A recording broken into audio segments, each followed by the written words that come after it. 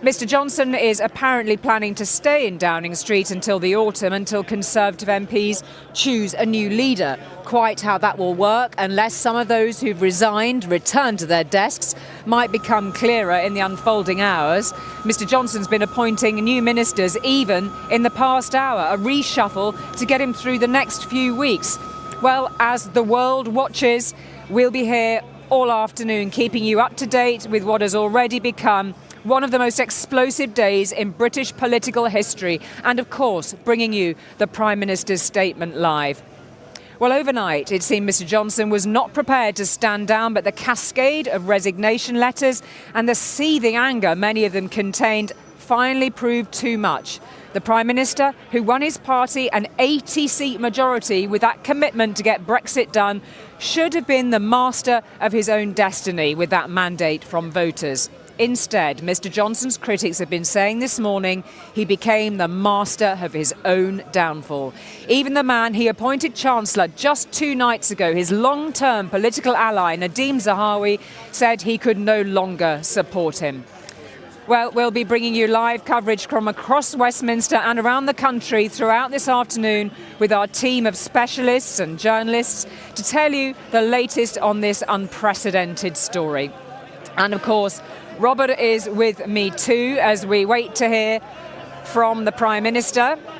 Robert, so look, already we're seeing the podium. I could hear all the kerfuffle behind me. Just tell me what was going on behind my back. So we've got his officials, people who work for him in the background. There's a lady there with a white sort of shirt on who's worked for him for literally 25 years. And that was a signal that he's about to emerge. Here we're seeing the famous lectern. I mean, we've seen it brought out quite a few times over the last few years. I was here for the resignation of David Cameron. I've been here for the resignation of Theresa May. I mean, quite a worn-out spot, isn't it, this these resignations have been coming thick and fast in recent years. So, the statement from the Prime Minister about the terms of his departure any minute, and it is those terms that we want to know about, because he'll say he's stepping down as party leader, but we don't yet know whether the process of finding a new party leader will take a couple of months or perhaps 4 or 5 months. That is possible. When I talk to those in charge of the process, they say they may decide to really run this long. So he could, in theory, still be in Downing Street as a caretaker Prime Minister for 5 months till November. Now it might seem mad, and I have to say lots of his colleagues are saying that's unsustainable.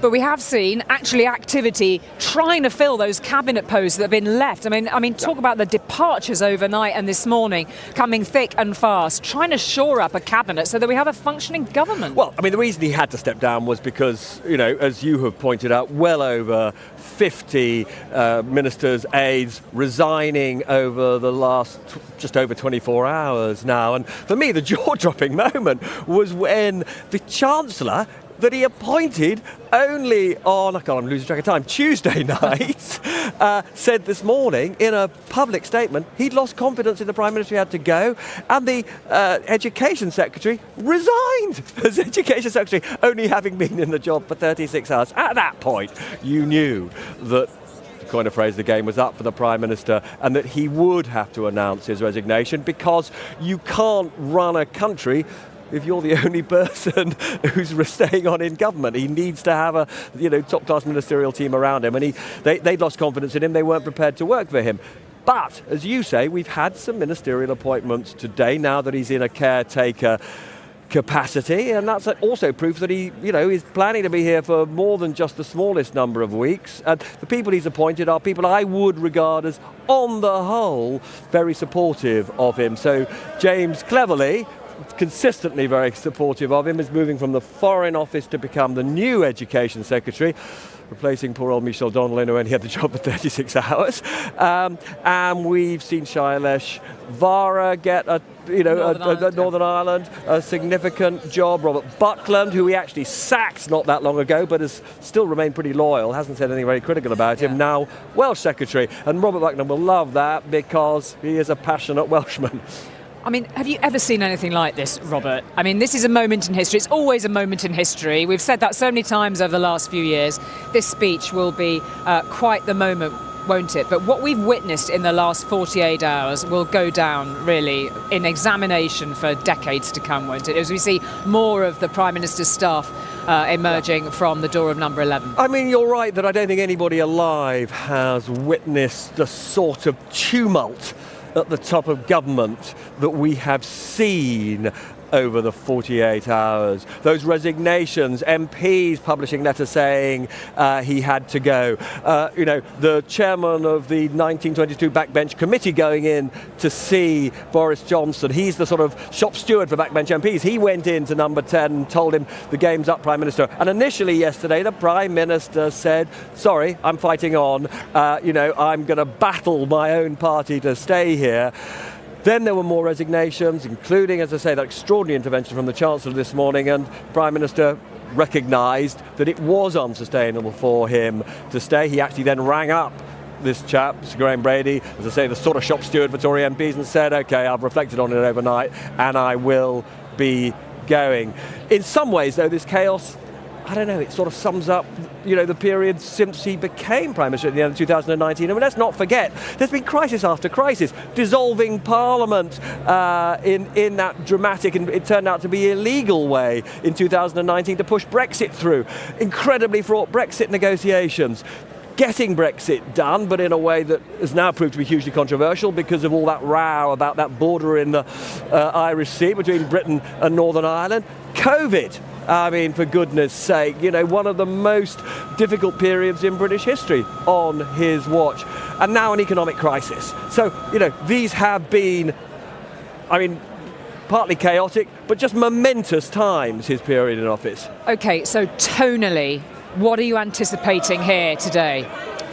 Well, we have to assume that he will go through the normal stuff about, what a great privilege it's been and all the rest of it to serve his country. I guess the thing I'm most interested in is, will he say sorry for the things that he got wrong that have led him to this moment? Let's not forget, it is sort of extraordinary that an individual who led his party to its biggest majority since the time of Margaret Thatcher in the 1990s is, 2.5 years later, on his way out.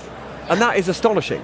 It really is astonishing. And so the question is, given that rise and dramatic fall is again not exactly. It's very hard to think of another parallel of such a fast rise and such a fast fall.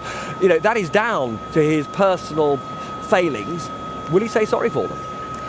It could set the tone for what also happens in these crucial coming weeks, potentially months ahead, to what his party be listening to see how he might be morphing from this speech into working through the time he has left here.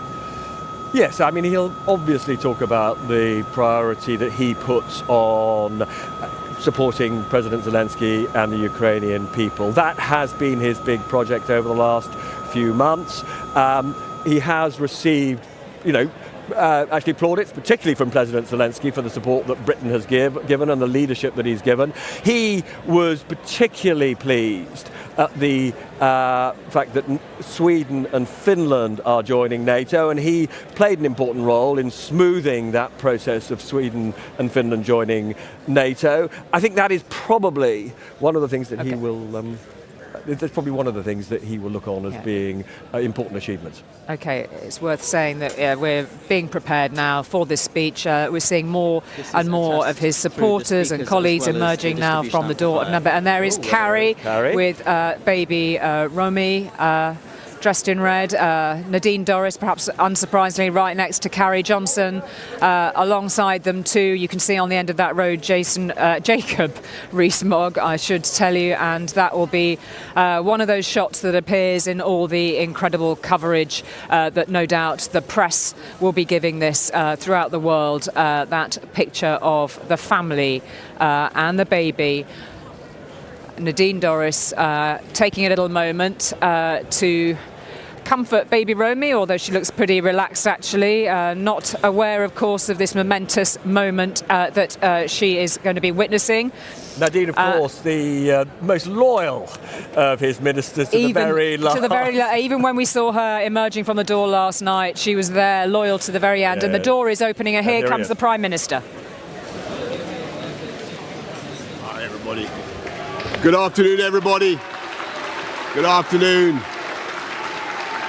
Thank you. It is clearly now the will of the Parliamentary Conservative Party that there should be a new leader of that party and therefore a new Prime Minister. And I've agreed with Sir Graham Brady, the chairman of our backbench MPs, that the process of choosing that new leader should begin now. And the timetable will be announced next week. And I've today appointed a cabinet to serve, as I will, until a new leader is in place. So I want to say to the millions of people who voted for us in 2019, many of them voting Conservative for the first time, thank you for that incredible mandate, the biggest Conservative majority since 1987, the biggest share of the vote since 1979. And the reason I have fought so hard in the last few days to continue to deliver that mandate in person was not just because I wanted to do so, but because I felt it was my job, my duty, my obligation to you to continue to do what we promised in 2019.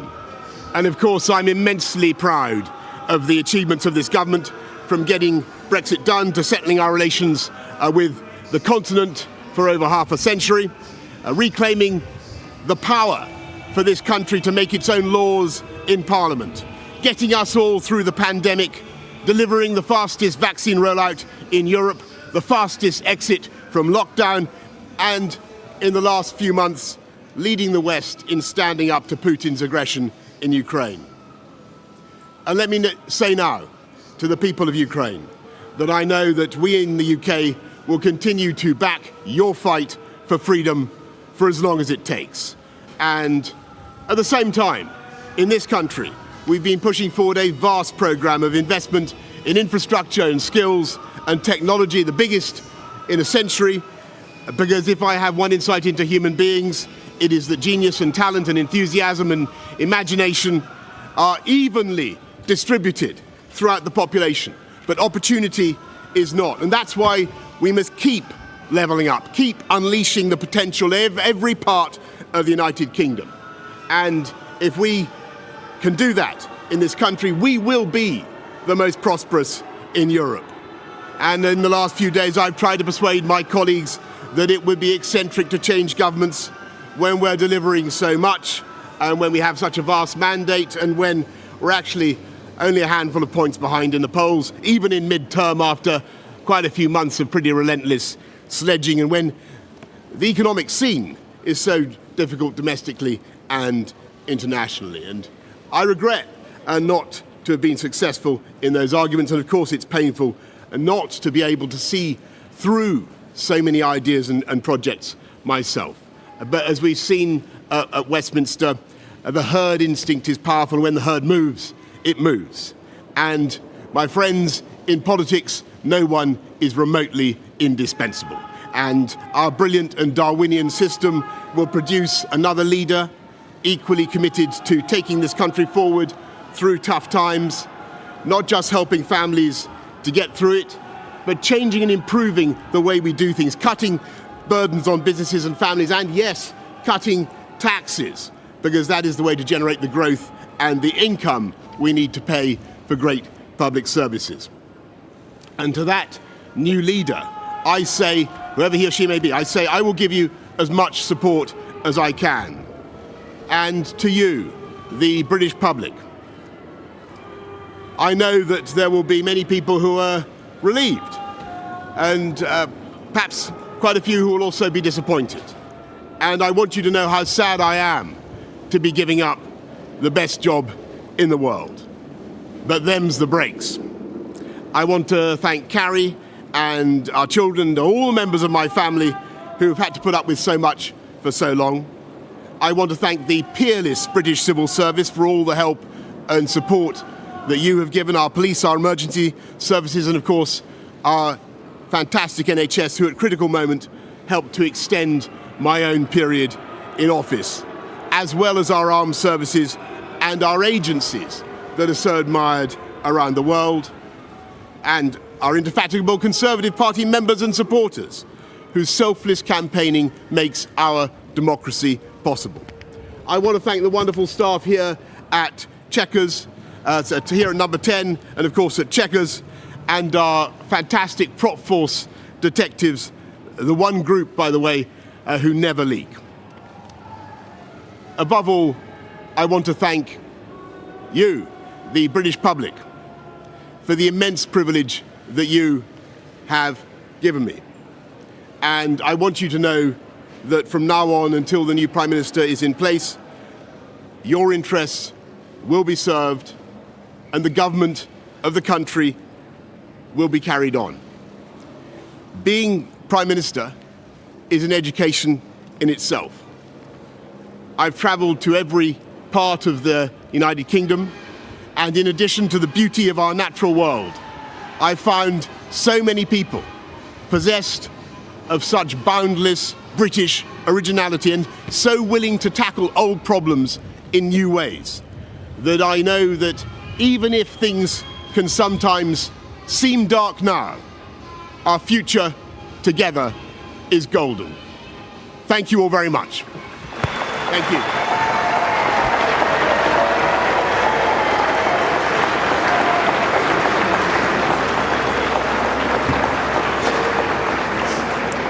So there we are. Pretty short speech from the Prime Minister, thanking first of all, of course, his family and Carrie Johnson, who you just saw leaving shot there. Some faces there looking very sad at this moment. Jacob Rees-Mogg, not least on the end of those supporters and colleagues of the Prime Minister that witnessed this moment in history, as we did, as we were crouched on the floor in front of the Prime Minister. Robert's with me here to give his first take on it. Robert, what did you make of it? So some of it was absolutely the sort of predictable, proud to have served the British people and all that kind of stuff. I suppose, strikingly, there was no hint that he feels he's done anything wrong. The closest he came to describing the events that led him out was he said, politics follows the herd. He was basically saying... Well, he said a herd mentality kicked in. And so he's basically saying, which is a statement of the obvious, that, once so many ministers started to resign, once so many MPs said they'd had enough of him, the game was up. But he didn't go into, whether or not they were right or wrong. He said he tried to persuade them that the Tories' current weakness in the polls was just a sort of mid-term phenomenon, and there was plenty of time for him to claw back a lead, and he failed in that, and he was sad that he hadn't achieved that. But he might have talked about some of the conspicuous things that his colleagues said he just did egregiously wrong. Most recent of which being not disclosing how much he knew about the predatory behaviour of his recent Deputy Chief Whip, Chris Pincher. No hint from him that he has regrets, remorse or anything of that sort. Now the other thing I thought was quite interesting is he's trying to set one agenda anyway for the new leader, the new Prime Minister. He talked about the importance of cutting taxes, and actually that will be, when it comes to the campaign to be new leader of the Tory party, one of those issues which is going to divide the candidates. All Tories believe in lower taxes, but we are in an economic crisis and the public finances are in a mess, and there will be a very lively emotional debate about how fast and how much to cut taxes. Pointed to levelling up, which you'd expect him to as well, Robert, but also sense of a timetable in there. This is what we were talking about just before he emerged from that door. Well, all he said was that the 1922 committee, a new executive is being elected on Monday. They will decide the timetable on Monday. So, as I said to you a bit earlier, it'll either all be done by September on one timetable, which is the elections in Parliament to choose 2 top candidates would take place over the next 2 weeks, and then you'd have hustings with the members over the summer, or the parliamentary bit might be shunted to September, and then the hustings, 6 weeks or so, would then follow on from that. So, we don't yet know, as I said to you, whether he's going to be here till September or November. We should talk a bit about the Prime Minister's own family. Yeah. I mean, we just saw Carrie was one of the last to emerge from the door, bringing their youngest with them. This is a family moment in the end, isn't it? Whatever you think of the people behind this black door, and we've seen it come, with Gordon Brown when he walked up the street with his kids, David Cameron, who had his family lined up here when he went. This is an intensely personal moment, isn't it? Immensely so, and from memory, I think Tony Blair did have a baby, a new child, little Leo. while he was Prime Minister. But Boris Johnson's had 2 children in the 2.5 years since he became Prime Minister. We've never seen anything quite like that. I mean, Downing Street is now, in a way that it really hasn't been through most of the history of British Prime Ministers, it's a family home. And one of the things that when we assess Boris Johnson's record, not easy, frankly, to have the most pressurised job in Britain and have a couple of newborn kids. But we should touch on the fact too, Robert, but even the family home was a source of controversy here, wasn't it?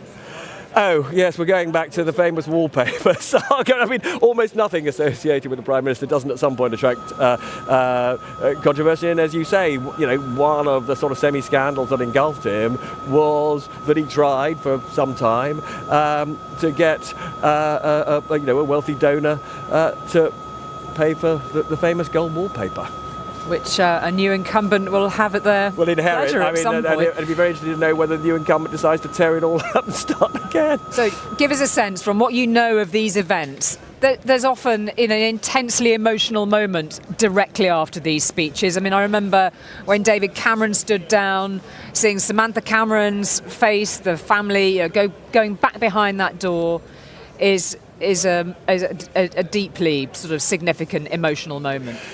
It is. I mean, one should not underestimate the pressures of being Prime Minister. I remember talking to one just about the appalling intelligence information that you receive about threats to the British nation, which is it's going to be a source of anxiety for anybody who, understands the sort of magnitude of not just things like the economic challenges, but the challenges to life and limb that we face in this country. So enormous day-to-day pressures, decisions having to be made all the time. He has had his fair share of crises. We talked about them, Brexit, COVID, and all. Well, and not least being in hospital himself. And being in hospital himself. So, one should not underestimate, and this is true for all Prime Ministers, but it's been particularly true of him, just the huge responsibilities you have to carry. I mean, and what's interesting is that in the aftermath, some people suddenly emerge with a sort of spring in their step, looking years younger. I remember John Major back in the 90s. It was amazing after, he'd had sort of total sort of civil war in his own party throughout his entire time. Almost a week after he gave up being a Prime Minister, he literally looked 10 years younger. I just don't know how Boris Johnson will react, although I do know. I remember him saying this to me when we went on one of those overseas trips early on. He said, "Oh my God, I love doing this job." And he did love doing that job. And that was clear just now. And he'd lived for this, didn't he? He made that perfectly clear in the speech. I mean, he will have enormous regrets because he does think this. I mean, when he said this is the best job in the world, he means that. That's what he thinks. OK, for the moment, Robert, thank you. We should also remark on the fact that he talked about Ukraine, that flag flying over Downing Street too. Lots more to talk about this afternoon as we unpack that speech and then try to navigate what comes next as the party gets to grips with who and what comes next. Let's hand over now to my colleague Nina, who's just around the corner on Abingdon Green with our UK editor Paul Brown. Nina. Thank you, Julie. Confirmation, Paul, that we now know that he will stay in office as Prime Minister for the foreseeable. You've been speaking to lots of MPs in the last few hours. What's their reaction to that, especially those who have called for him to go? So in the past few days, Nina, the intense division in the party has been over if Boris Johnson should resign. Now the division is over when Boris Johnson should resign. The vast majority of MPs I've spoken to, I have to say, think it is untenable for him to stay in post for as long as Robert was talking about there, potentially October, November. They think that that would just be sort of like a zombie government, really, and a Prime Minister who is in an unpredictable mood, could try to push through whatever kind of policies he wants to in that time frame. Others who remain loyal to him, and there are significant numbers of others who remain loyal to him still, feel that it is just common sense to have a Prime Minister who bridges that gap, who provides stability to the country, while the party is inevitably tearing itself apart again over who should be the next leader and forming different camps and different leadership campaigns. So that is where the debate is, and listening carefully to what Boris Johnson said, he didn't commit to a timetable, and I think that's because it's still being negotiated. In fact, he said it won't be announced until next week. It was 7 months ago you broke a story that led to what became known as Partygate, one of the scandals that has led us to this moment today, and the conversation that we're having and the speech that he has just made round the corner at Downing Street. You have spoken to lots of people who at that time were calling for his resignation, people who couldn't see their dying relatives in hospital, for example. What do you think they would make, and I'm sure as the day goes on we'll find out from themselves, about the fact that there was no acknowledgement from Boris Johnson in that speech of anything that he has done wrong, no apology a lot of people were hoping for today? I think if you look at all of the scandals of the past 6-7 months, whether it's Partygate through to Chris Pincher, at the heart of it all was this issue about truth and trust. And I think what a lot of those who felt affected by those scandals, whether it was, care home residents who couldn't see their loved ones, or those who'd been affected by the alleged behaviour of Chris Pincher, they wanted to see or hear an apology from Boris Johnson today. And you're absolutely right, that was not contained within his speech. In fact, some feel there was very little sort of humility in there, very little contrition in there. It was typically Boris Johnson in bombastic form. And I think over the past couple of days I have had messages from those, for example, who work in the care sector, saying that we can't believe Boris Johnson isn't willing to resign after everything that's happened. And I think they will feel today as though they haven't got the one thing that they wanted from him, which was just an admission that he had made mistakes. This is not a day about a Tory leader, a Conservative leader, a Prime Minister losing their job because of policies. This is about a personality that got him the job in the first place. He wanted to be, famously said, world king, and it also lost him the job. Yeah, and I think that's the big difference here with Theresa May. So Theresa May's downfall was all about an ideological difference within the party, the big division over Brexit, of course. Whereas with Boris Johnson, I think part of the reason why it's been more chaotic, more confused in recent days, is it's been about his personality, about his qualities as a leader. And in the end, MPs felt as though the damage to his integrity was doing damage to the integrity of the party, and they had to act against him. And I think Boris Johnson's fear now is that his legacy may well be muddied. He did have a successful career as Mayor of London, as Foreign Secretary, as the man who got the Brexit vote secured a landslide election victory. But will his legacy now also be a fairly damaged Prime Minister, remembered for the mistakes that he has made too? We shall see, won't we? He said, didn't he, that people will be relieved and also people will be disappointed. Paul, for now, thank you. Julie. No, thank you. Well, you can cross now to our Deputy Political Editor, Anushka Ostana, who's in Central Lobby in the Houses of Parliament. What are you hearing there, Anushka? Well, I would say the mood in the tea rooms is a bit of relief, certainly. People were really shocked when the Prime Minister didn't resign yesterday. That's why more people went overnight and this morning. But also a majority view, I would say, from the people I'm talking to, that he should not remain in place until October. As soon as it came out that that's what he wanted to do, one former minister who had stepped down texted me and said he has to go now. He has lost the trust of his party. I also spoke to James Daly, who resigned last night as a PPS, a ministerial aide, and he said he should step down. Dominic Raab should be a stand-in Prime Minister, and he, for example, wouldn't go back into his role whilst Boris Johnson was in place. Another MP who I just spoke to simply replied with something that I'm afraid is too rude for me to say right now. That said, there are others like Steve Baker who thought it could perhaps work for him to be in place, but only if enough people come back, if they can fill those ministerial roles. Clearly they are doing it to some extent from the top, but they have to fill quite a lot of them. And I'm now joined by Aaron Bell, who is a Conservative MP for Newcastle under Lyme in the Midlands. And Aaron, you have been a big critic of the Prime Minister. When your other colleagues were standing by him, you said he had to go. You made some very powerful speeches in there. How do you feel now that it's happened? Well, look, I'm relieved the Prime Minister's come to his senses today. The last 48 hours have been very undignified. Lots of good colleagues have felt the need to resign. I'm sorry that had to happen. But I think it's a sad day as well. I backed Boris Johnson to be leader. I backed Brexit. He delivered that. He delivered the vaccine rollout. He's even during these last 6 months when I've been very critical, he's done a great job on Ukraine. But it was time for him to go because unfortunately there was a loss of trust both within the parliamentary party and with the country. And what did you make of his speech just now? Well, I think he blamed the herd instinct in this place, but I think he needs to maybe self-reflect a little bit more. That instinct changed because people no longer believed what was coming out of number 10.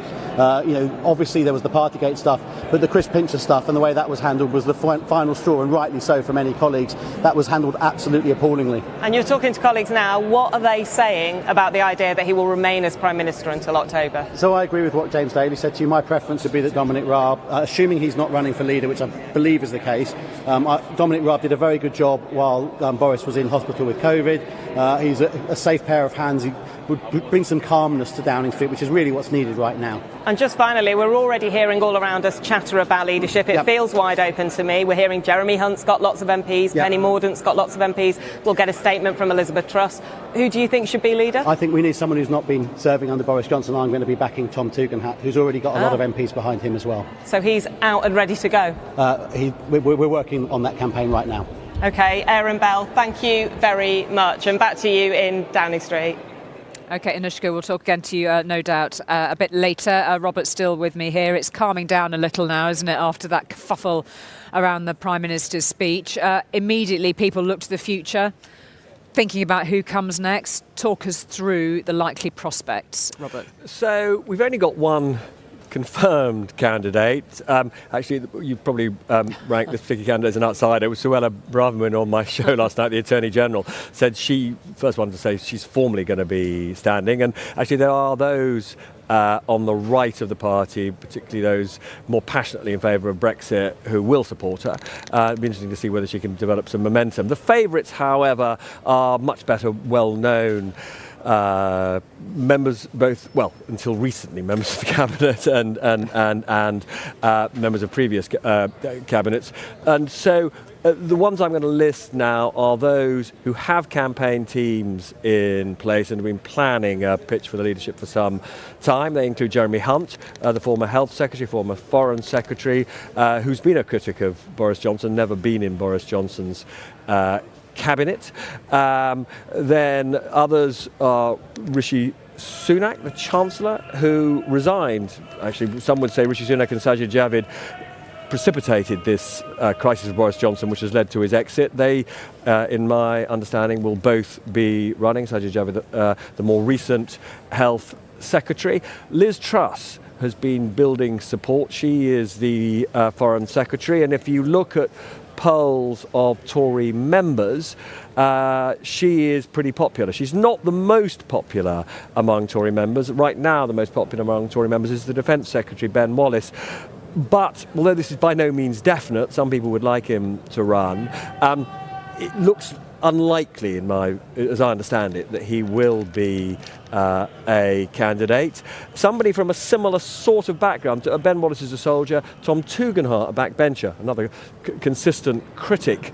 We saw him yesterday in the liaison committee, didn't we? First out of the traps. Yeah, very much so.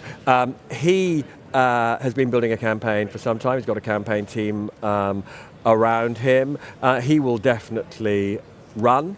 And then there's Nadhim Zahawi, who, Chancellor just for, a few hours really. But he is being backed by some quite influential people outside of the Tory party. So I would expect him to run.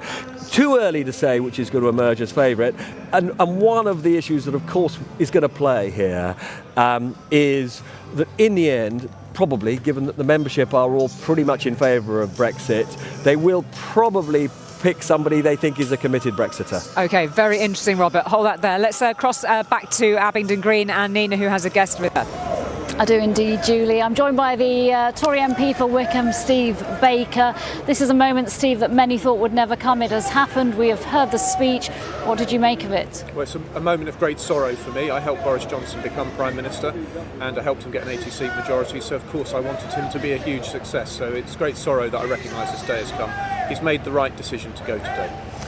He didn't really acknowledge his part in what has happened and what's led to this moment in that speech. He did blame the Tory backbenchers, the likes of yourself. He described it as the herd instinct being very powerful.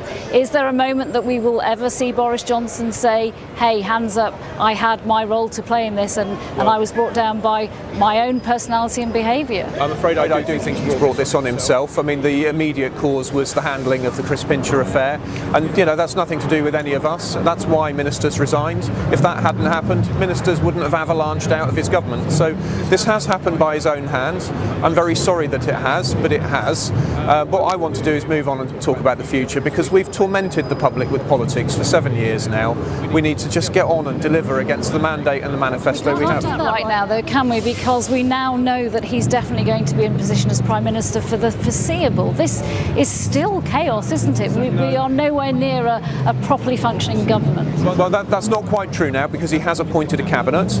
Now, that is a decisive moment, because their willingness to serve in a cabinet with him as a caretaker shows that he can achieve political stability. Political talent in the Conservative Party taking on those cabinet positions right now? I don't want to be critical of those colleagues. They're doing the right thing to give us political stability. But what we need to do is make sure this country's governed. But I would say it is actually normal for a Prime Minister to continue in post when they give up leadership of the party. That's what David Cameron did. It's what Theresa May did. Different circumstances, of course, that led to their resignation. Look, you have indicated that you might stand to replace him. You've had time to think. You've presumably had a night's sleep. Have you made up your mind? Are you going to put his name in the ring? I need to get back into Parliament and talk to my colleagues, but I have to take it seriously because voters do. Conservative home readers put me in the top 10 consistently now for next Prime Minister, often in the top 5, and sometimes there's only a few percent in it. People have watched what I've done for 7 years and they know that on Brexit, on COVID, on race relations, on net zero, I've provided leadership when things have been tough and I've made a difference. I've moved the dial. I've typically got what I set out to get. You have made a decision. Well, I've made the decision I would like to do it. I've made a decision that were I to do it, I could do a good job. But I'm really realistic that it is not very plausible to think that any backbencher without cabinet experience can persuade Tory MPs to put them in the last two. And that is the issue that I face. I've been here 12 years. Many of my contemporaries are in the cabinet. I chose a different path by standing up for what I believed in consistently. You supported Boris Johnson and you didn't get a job in his cabinet, but you could end up running the whole thing. Look, if you do that, there are concerns from climate change campaigners that you are exactly the wrong person at the wrong time. Are you, Steve Baker, a climate change denier? Clear that up once and for all. I regard that as a defamation, really. I mean, it's a silly piece of language. I'm absolutely clear that carbon dioxide is a greenhouse gas, that humanity's issued produced a great deal of it, and that has made a difference to our climate. Will you carry on Boris Johnson's work, COP26 and the green policies that were in the 2019 manifesto? What I would do is deliver policies which were politically, economically and socially viable to get to net zero. That means a gas to nuclear strategy, it means going for our shale gas, it means building nuclear plants, it means investing in uranium enrichment right here in the UK. There's a lot to be done, but it's gas to nuclear and it's something that will work. What we can't do is make ourselves so dependent on intermittent energy supplies so that when, as happens, the wind doesn't blow for days on end, we end up with the lights out.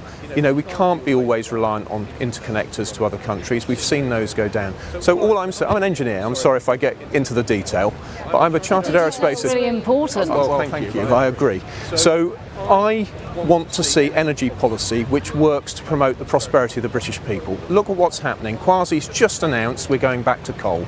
we're keeping the Drax coal station going. That is because for years, poor quality energy policy has driven us to not deliver nuclear and not deliver the gas we needed to have constant power supplies that underwrite intermittent power.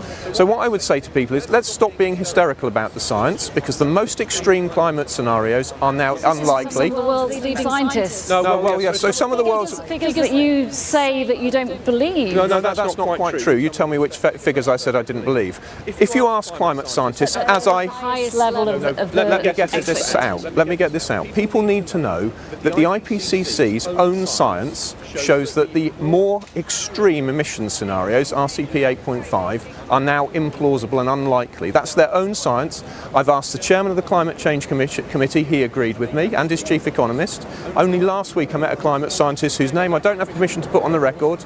He came to meet me to take apart a report, and in that conversation he agreed with me that those scenarios are not likely. We've got to stop propagandising science and be honest about it. Okay, I'm sure there'll be lots more conversations with you in the future, and of course on the future of our climate as well. But for now, thank you, Steve Baker, for joining me to talk about what has happened in the last few hours. Steve Baker, thank you.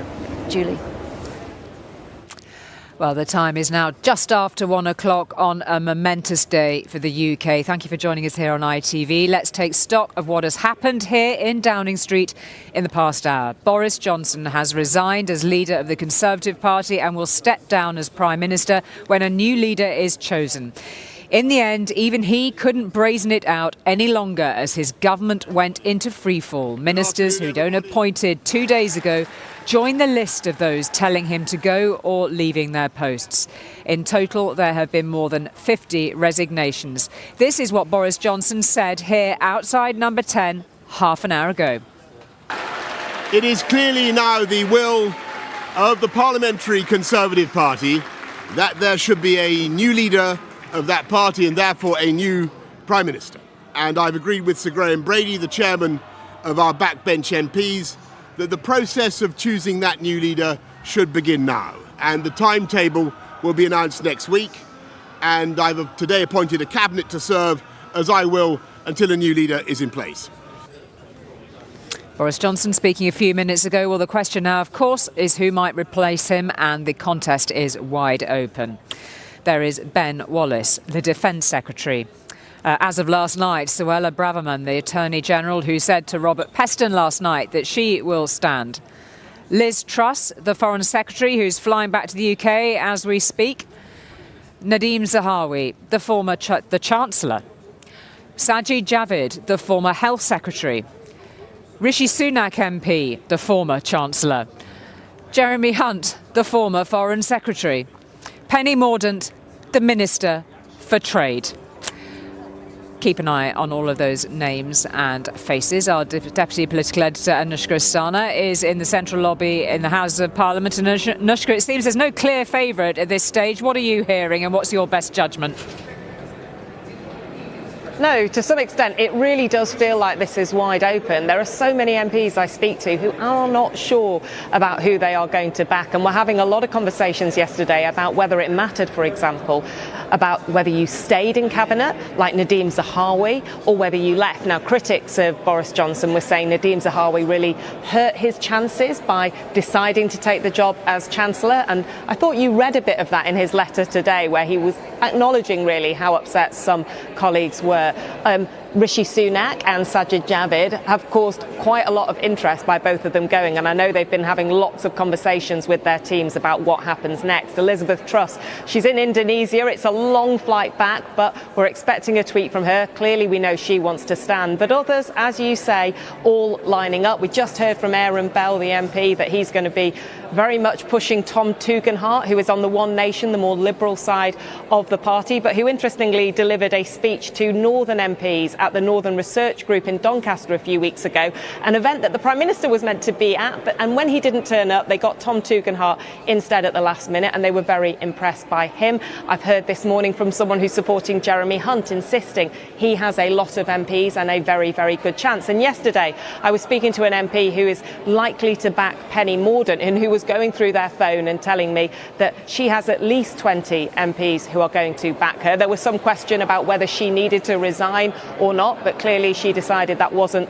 the right thing to do. The reason I think that it is wide open is because what MPs are looking for are who the public wants, as well as who their Tory members want, and whether or not these people are going to keep them their seats. They've all been very shaken by the recent by-election results. I was just speaking to an MP in the south of England who looked at what happened in Tiverton and Honiton, where a majority of almost 25,000 was overturned. And in many ways, you know, they're relieved that Boris Johnson has gone on a personal basis because they think that will help them in their seat. But they are looking around all those candidates and trying to work out who will do best. One MP was pointing out that the person who's likely to do best is the person who can unite both the North and the South, and clearly that is a big challenge. The other thing is the Brexit divide. I've been asking everyone about that. Some MPs very clear it needs to be someone who backed Brexit. Others saying as long as they really feel it, that they're going to back it. So, for example, Elizabeth Truss, even though she backed Remain, MPs were saying to me today they feel that she would be genuine in that position. But others saying, do you know what? It's over. Brexit and Remain is over, and that really this is an open field and they can all go for it. And, you know, Sir Graham Brady was initially, I think, the chair of the 22, initially talking about trying to have the first part of the contest between MPs before the summer. That would only give them about 2 weeks. And apparently what MPs have been saying to him is we might need longer than that to really go through all these candidates and understand who it is that we might want. OK, Anushka, thank you very much indeed for that. Let's now cross to our royal editor, Chris Shipp at Windsor. Chris, we know that the Prime Minister was supposed to speak to the Queen last night. That was his regular phone call meeting with her. What about today? Today, Julie, we believe that the Prime Minister and the Queen have had a conversation on the phone. You're right to say that they spoke last night. That was their usual weekly audience, which happens on the phone now that the Queen mainly resides here at Windsor Castle. We understand the conversation happened this morning out of courtesy once the Prime Minister decided that he was going to resign. Look, he doesn't need to come and see the Queen in person. That only happens when a Prime Minister wants to call an election and dissolve Parliament. Then he must come and request that permission from the Queen. And of course, yesterday some people were wondering if Boris Johnson was going to do that. But as we now know, he has decided to stay as an interim Prime Minister. Now, whilst the Queen sits above politics, she has one constitutional duty here, and that is to ensure that the country has a functioning government. And through the Prime Minister, she has to seek that reassurance that he or she has the confidence of the House of Commons. Those are the conversations I suspect the Queen would have been having with the Prime Minister. Of course, they're always private. We never find out what the two of them speak about.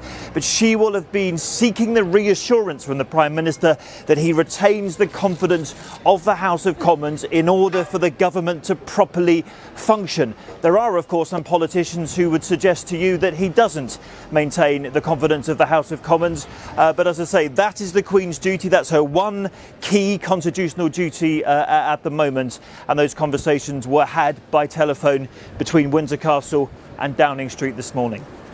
There'll be very many people tuning in this afternoon, Chris, that will have been listening to that with great interest, really just to sort of cover us for this immediate period after which the Prime Minister has stood down. But we've now got to enter this very sort of uncertain couple of months potentially whilst the Conservative Party works out who's going to lead it. When they have chosen a leader, what happens then? And how deeply is the Queen involved or not at that stage and indeed threaded throughout? Well, the Queen has been here before. We've only got to look at very recent history. The fact that Tony Blair handed over to Gordon Brown in between elections. David Cameron handed over to Theresa May in between elections. And of course, most recently, Theresa May handed over to Boris Johnson in between elections. So the Queen has seen this before when there is an interim Prime Minister whilst the election process takes place. I mean, for Gordon Brown, that was with the Labour Party. Most recently for Boris Johnson, that's within the Conservative Party. And of course, as you just heard, the Prime Minister says that process, that timetable will now kick in.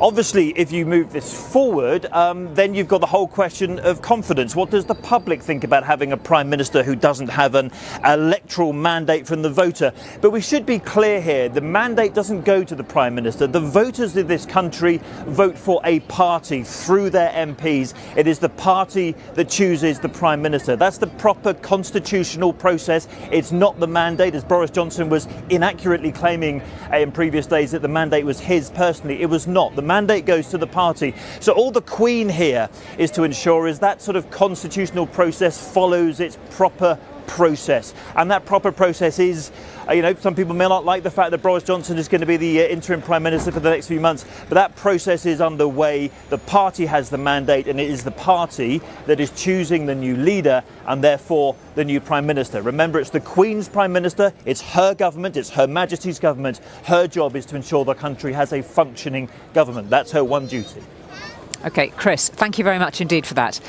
Well, Boris Johnson won the last general election by smashing the so-called Red Wall in the north, but Wakefield is now Labour again after the Conservatives, of course, famously lost the recent by-election. Sangeeta's there, huge support for Boris Johnson in 29.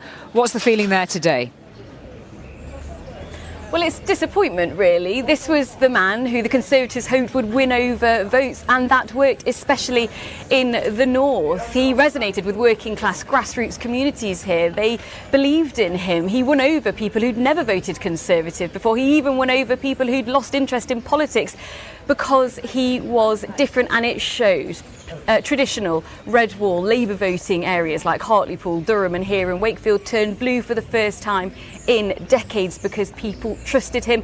They don't anymore. That list of MPs, the number of MPs that are resigning keeps growing. That's echoed here in the north. In the past few minutes, Guy Opperman for Hexham has said he's resigning, saying it shouldn't take 50 plus MPs to resign for the Prime Minister to go. But of course, he has announced his resignation. So the question now is what happens next? Well, Jacob Young, the MP for Wrexham Redcar, which is in North Yorkshire, has said the Prime Minister has now made the right decision. The question he believes is who's next, but he also believes the Prime Minister should stay in his role until a new leader is chosen. Well, we heard from the Prime Minister earlier today in that speech, and just a few minutes ago, he himself said there will be a mixed bag of emotions today. Some people will be relieved, others will be disappointed, and that's what I've heard from people I've spoken to here today. They are disappointed. The man they trusted for real change has not committed to the promises he made.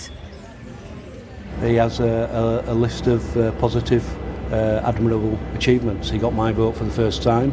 I'm from a socialist family, and he persuaded me and many others to support him, and I think he's done a good job for us. I like Boris and I've always kind of stood by him. However, I just think now it's got too much, and I think a lot of faith's gone, but I don't know who else you'd want to put in his place.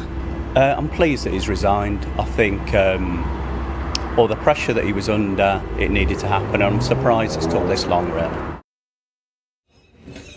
Now, it's worth mentioning why Wakefield was so significant. It turned blue for the first time in decades in 2019. Of course, there were other contributing factors back then. It was Brexit. There was a Labour leader that many people here didn't believe in, but fundamentally they believed in Boris Johnson. He changed political trends, and that changed again so quickly. In the last few weeks in the by-election, Labour won back the seats here, which just shows how quickly the political climate has changed, and the overarching feeling here is long lingering anger because of Partygate, and the latest controversies over Chris Pincher has been the final straw. Sangeeta, thank you very much indeed for that. Alongside me, still here in Downing Street, is Robert. So much to think about as we look over the coming weeks and months ahead. The key challenges now for those who are trying to chart the government's course. So, I mean, let's be clear, you listed the runners and riders, and we talked about it earlier. Actually, I'm glad you mentioned Penny Morton, because I realised I hadn't, and she's been mounting an almost presidential style campaign for months just now. Very quietly for quite a long time, hasn't it? Yeah. But anyway, very interesting that somebody not so well known has built up a degree of support. But they all are desperate. If you're a Tory MP, if you're a Labour MP, the thing you most want in most cases is to, go through that door as Prime Minister. But the challenges the new leader will face are really as big as any of us can remember, because we are in the early stages of a very significant economic crisis. You and I have been talking in other contexts week after week about inflation going up and up and up. It's heading to double digits, 11, 12%. That is absolutely savaging living standards in this country. The public finances are proving a massive problem. The risk of sounding a little bit technical, the way that the individual who's been in number 11 for the past few years, the Chancellor, has been borrowing on our behalf, has made the public finances very vulnerable both to rises in inflation and rises in interest rates. So the interest bill for this government is actually moving towards a staggering 100 billion which is an astonishing amount of money to be shelling out every year, and obviously means there's less money for public services. So whoever takes over, economic crisis, and there are differing views about whether you get out of it through cutting taxes, which is what the Prime Minister was talking about today on his way out. He wants to see taxes cut, which he hopes will spur growth, which he hopes will spur revenue increases, both in terms of what we earn and in terms of tax revenues, versus those who say, actually, you can't count on growth coming, and there have got to be public service cuts in order to get the public services into shape. So a massive set of tricky problems. And as well, where might we see the dividing lines on that then, through those potential leadership candidates? Because they will all know that the Tory grassroots will be looking minutely at that detail over tax cuts. So let's make a bold assumption and say that actually when it comes to it, the two leading challengers will be Rishi Sunak on the one hand and Liz Truss on the other. Rishi Sunak, because in the country as a whole, he is still pretty popular, probably more popular than the other candidates. And if you are a Tory MP thinking, can I keep my seat at the next election, you think maybe he's a reasonable bet, versus Liz Truss, who's very popular with Tory members. And one of the things that's interesting about them is they do represent not only differences in policy in assorted areas, but particularly when it comes to the economy.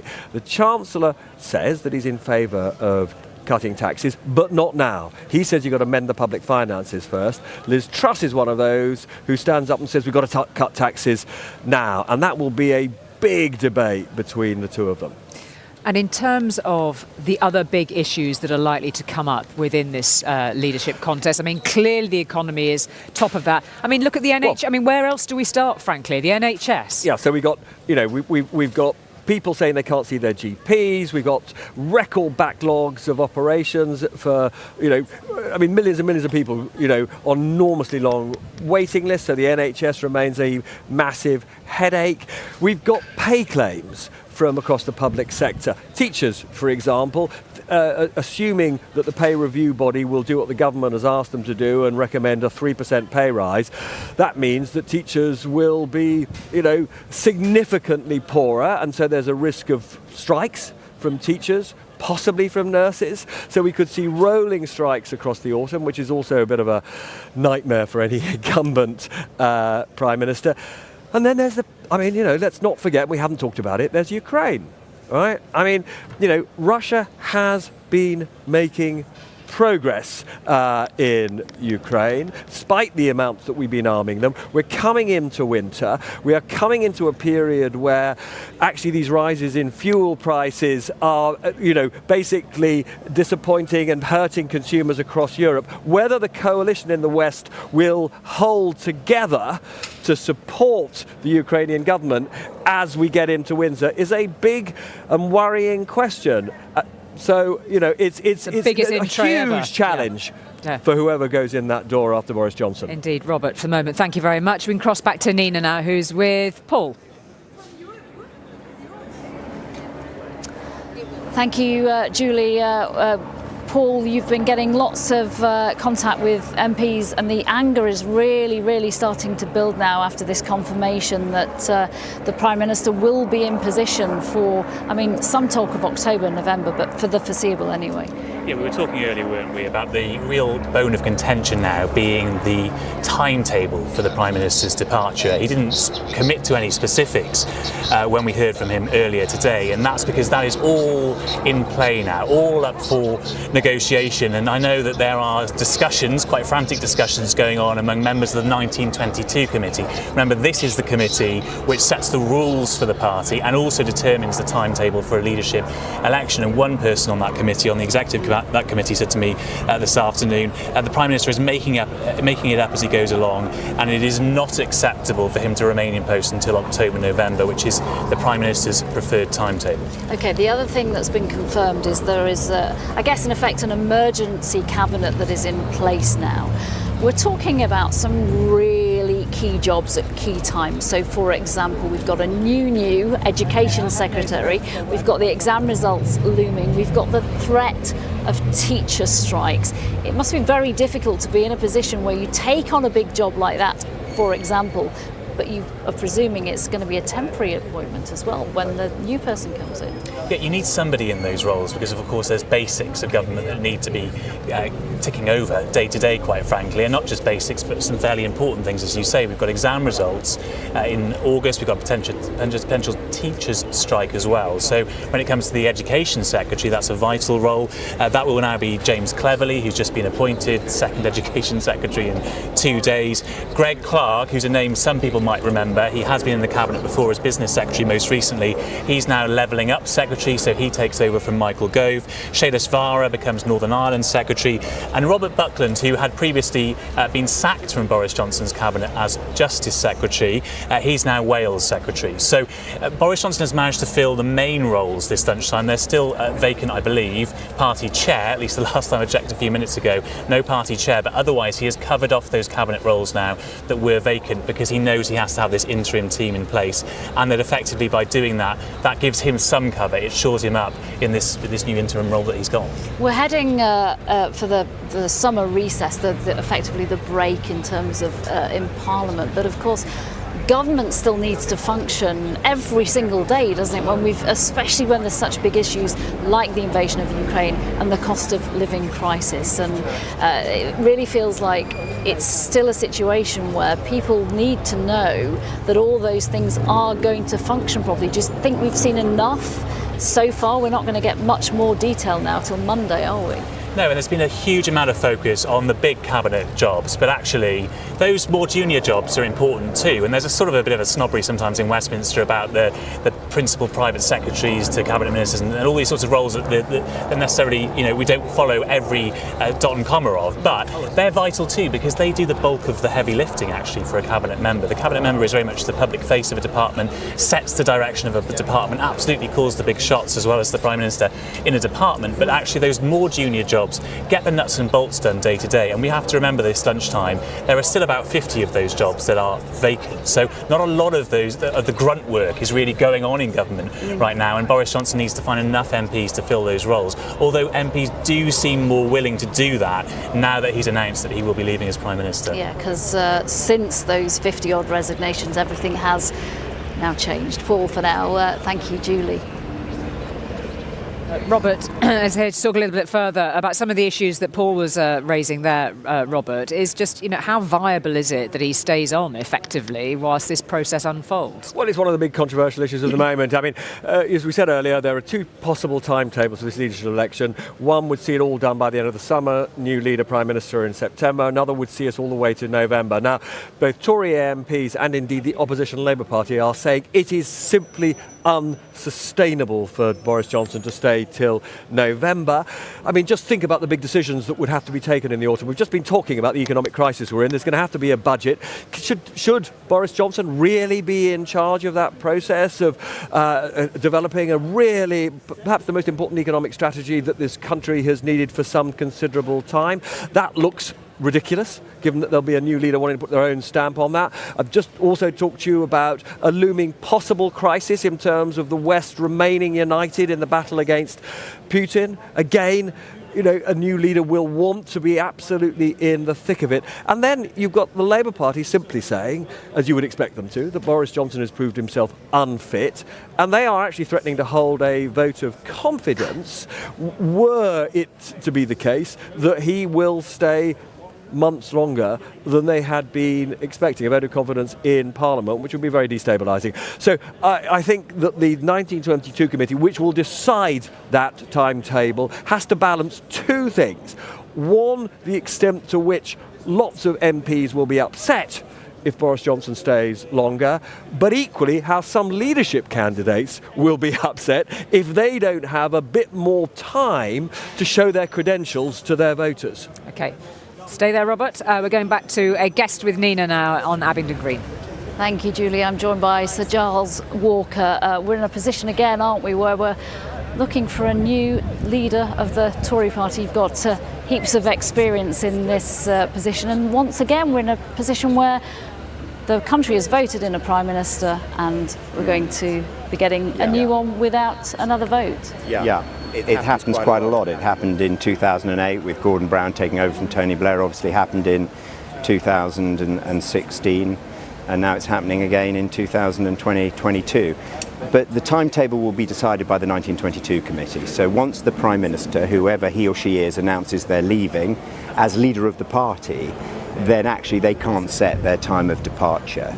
Their time of departure will be dictated by the selection process of the new party leader. Now, I imagine there will be multiple rounds of hustings. There might be 10 or 12 candidates as last time. That will be pared down to 2. And if those 2 decide they want to go forward to the membership, as you know, Andrea Leadsom dropped out in 2016, and it was only Theresa May. It's been so but if those 2 go to the membership, like Jeremy Hunt and Boris Johnson did in 2019, then there will be about a 5 or 6 week contest. That's a long time for the people who wanted to see this moment today. They wanted to see Boris Johnson resigning, to have him still in power, still at the helm. But that's how it works.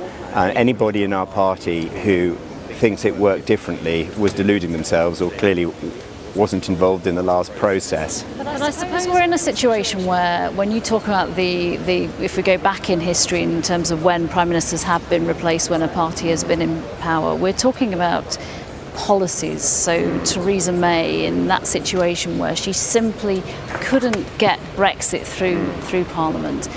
In this situation, we're talking about personality and behaviour, and that will not sit pretty with those people, either out there, the viewers, the electorate, or members of your own party who want to see Boris Johnson now move on. So both cases there's a loss of confidence in the Prime Minister by the party and the Cabinet and ministers. So it doesn't matter how you get there, the end point is the same. Now, as soon as we decided that our membership was going to have a say in who the party leader was, the final say, I think William Hague brought in those reforms, then that was inevitable. I mean, if you want to have a quick succession, then you either exclude the party membership or you encourage one of the candidates, when you get down to the final 2, the one least best placed, to drop out of the process. Does that make sense? Yeah, makes sense. But if you're going to have this system, then it's got to go to the membership, and there's going to have to be a round of hustings as there was in 2019. Who are we looking at then in terms of the most likely person to replace Boris Johnson in number 10 in that timetable? I have absolutely no idea. And I've just been in the tea room talking to colleagues, and they have no idea. That's where we're at, I'm afraid. There is no natural... names, though. We know the names. There are no natural successors there. There's no name that's coming out. There's no one tall poppy. There's a group of names. There are some who I think have a realistic chance, and some who I think will just clog up the process. I think you've got the most I think you've got to look at Penny Mordaunt. I think you've got to look at Liz Truss, and I think you've got to look at Ben Wallace, to name 3. Okay, Sir Charles Wallace, Sir Charles Walker, thank you very much for joining us. Thank you. Julie. Thanks, Nina. Interesting just hearing the names that are bubbling up already in each of these conversations. So we can cross back to Anushka in Parliament, who's speaking to the Conservatives there. Loads of them on this huge day. Who have you got there with you now, Anushka? Thanks. I'm joined here by the Conservative MP Andrew Bridgen, and as you have suggested and have been hearing, there's been some anger about the idea that the Prime Minister is going to stay on till October. How do you feel about that? I'm tremendously concerned. I think there could be further scandals and sleaze allegations levelled at his administration, which will detract from the important work of getting on and selecting a new Conservative leader. However, I am informed that it's not within the rules to have an interim Prime Minister unless Boris Johnson were incapacitated in some way. But presumably he has to be able to govern. He's trying to form a cabinet, he's formed a cabinet, he's trying to form an administration and fill his positions. Clearly you've got 50-odd members of the Conservative Party who have put letters in they're not willing to serve underneath him. And a lot of those are telling us they're not going to come back already. A few have said that this morning to me. Some of them have even sworn in response. And so where does that leave you if he wants to carry on? He's lost his authority, he's lost his majority in the Conservative Party. He's been told to leave, and I always thought that leave meant leave. And Andrew, you've always, well, not always, you've been critical of him for some time. Why did it take your colleagues so long to get to this point? The power of patronage, the fear of the unknown. But Boris Johnson was never going to change. I wrote in January that his continued position in number 10 was an existential threat to the future of our democracy and the Conservative Party, and he should have gone in January. There'd have been no police investigations. Everything would have been avoided. We could have avoided a lot of damage to our country, our democracy and the Conservative Party, but we are where we are. Finally, Boris Johnson this morning has bowed to political gravity which was dragging him down. He could no longer form a viable government. Now's the time to move forward. And I think we've got to, given that Boris Johnson may well be staying in office until we have a new leader, that process needs to be compressed. We need to get on very, very quickly, select down to the final two candidates in the next fortnight, get out to the country, to our membership, and get a new Prime Minister in place as soon as possible. Do you know who that person should be? Ideally, I would like Lord David Frost to be our next Prime Minister. He's got the right policies. Is he standing? I think he probably could stand as a member of the House. It would be unprecedented in recent times, but if he had the confidence... You'd be happy with a peer to take over as Prime Minister? I want somebody who's a proper Conservative, will bring in Conservative policies to deal with the issues, the important issues we're facing domestically and internationally. And David Frost has got the right policies. Assuming that it's not going to be a peer, because as you say, it would be unprecedented in modern times, which MPs are coming up to you in the tea rooms and telling you to? Nobody yet, but what I'll tell you is those who propped up Boris Johnson's administration right to the end, I will not be supporting. Who are you thinking of, Lad? I'm thinking of anybody who stayed in the government till the end. And Nadhim Zahawi? He would have been a contender, but he took a job as Chancellor from Boris Johnson. You think that's killed his chances? And 24 hours later, he told Boris Johnson he'd got to resign. Has it killed his chances, do you think? We need the next leader of the Conservative Party. He's got impeccable integrity, courage and leadership. And staying with Boris Johnson till the bitter end is not showing that. And what about Rishi Sunak and Sajid Javid staying till a day before? Does that count as staying till the bitter end? I think that was all too little, too late for me, quite honestly. OK, Andrew Bridgen, thank you very much. Back to you in Downing Street. Thank you very much indeed, Anushka. Absolutely fascinating hearing these all these dynamics that will be at play when people start to decide who they want as their next party leader and the next Prime Minister. If you're just tuning in to ITV News, this is a momentous day in British political history here in Downing Street. We're on air with an extended programme covering all the latest developments. It's just after 1:30. An hour ago, Boris Johnson resigned as leader of the Conservative Party and will step down as Prime Minister when a new leader is chosen. Over the last 24 hours, his government collapsed around him, with more than 50 of his own ministers resigning and telling him he had to go. That included cabinet ministers who'd he'd only appointed 2 days ago. Well, this is what he said here an hour ago.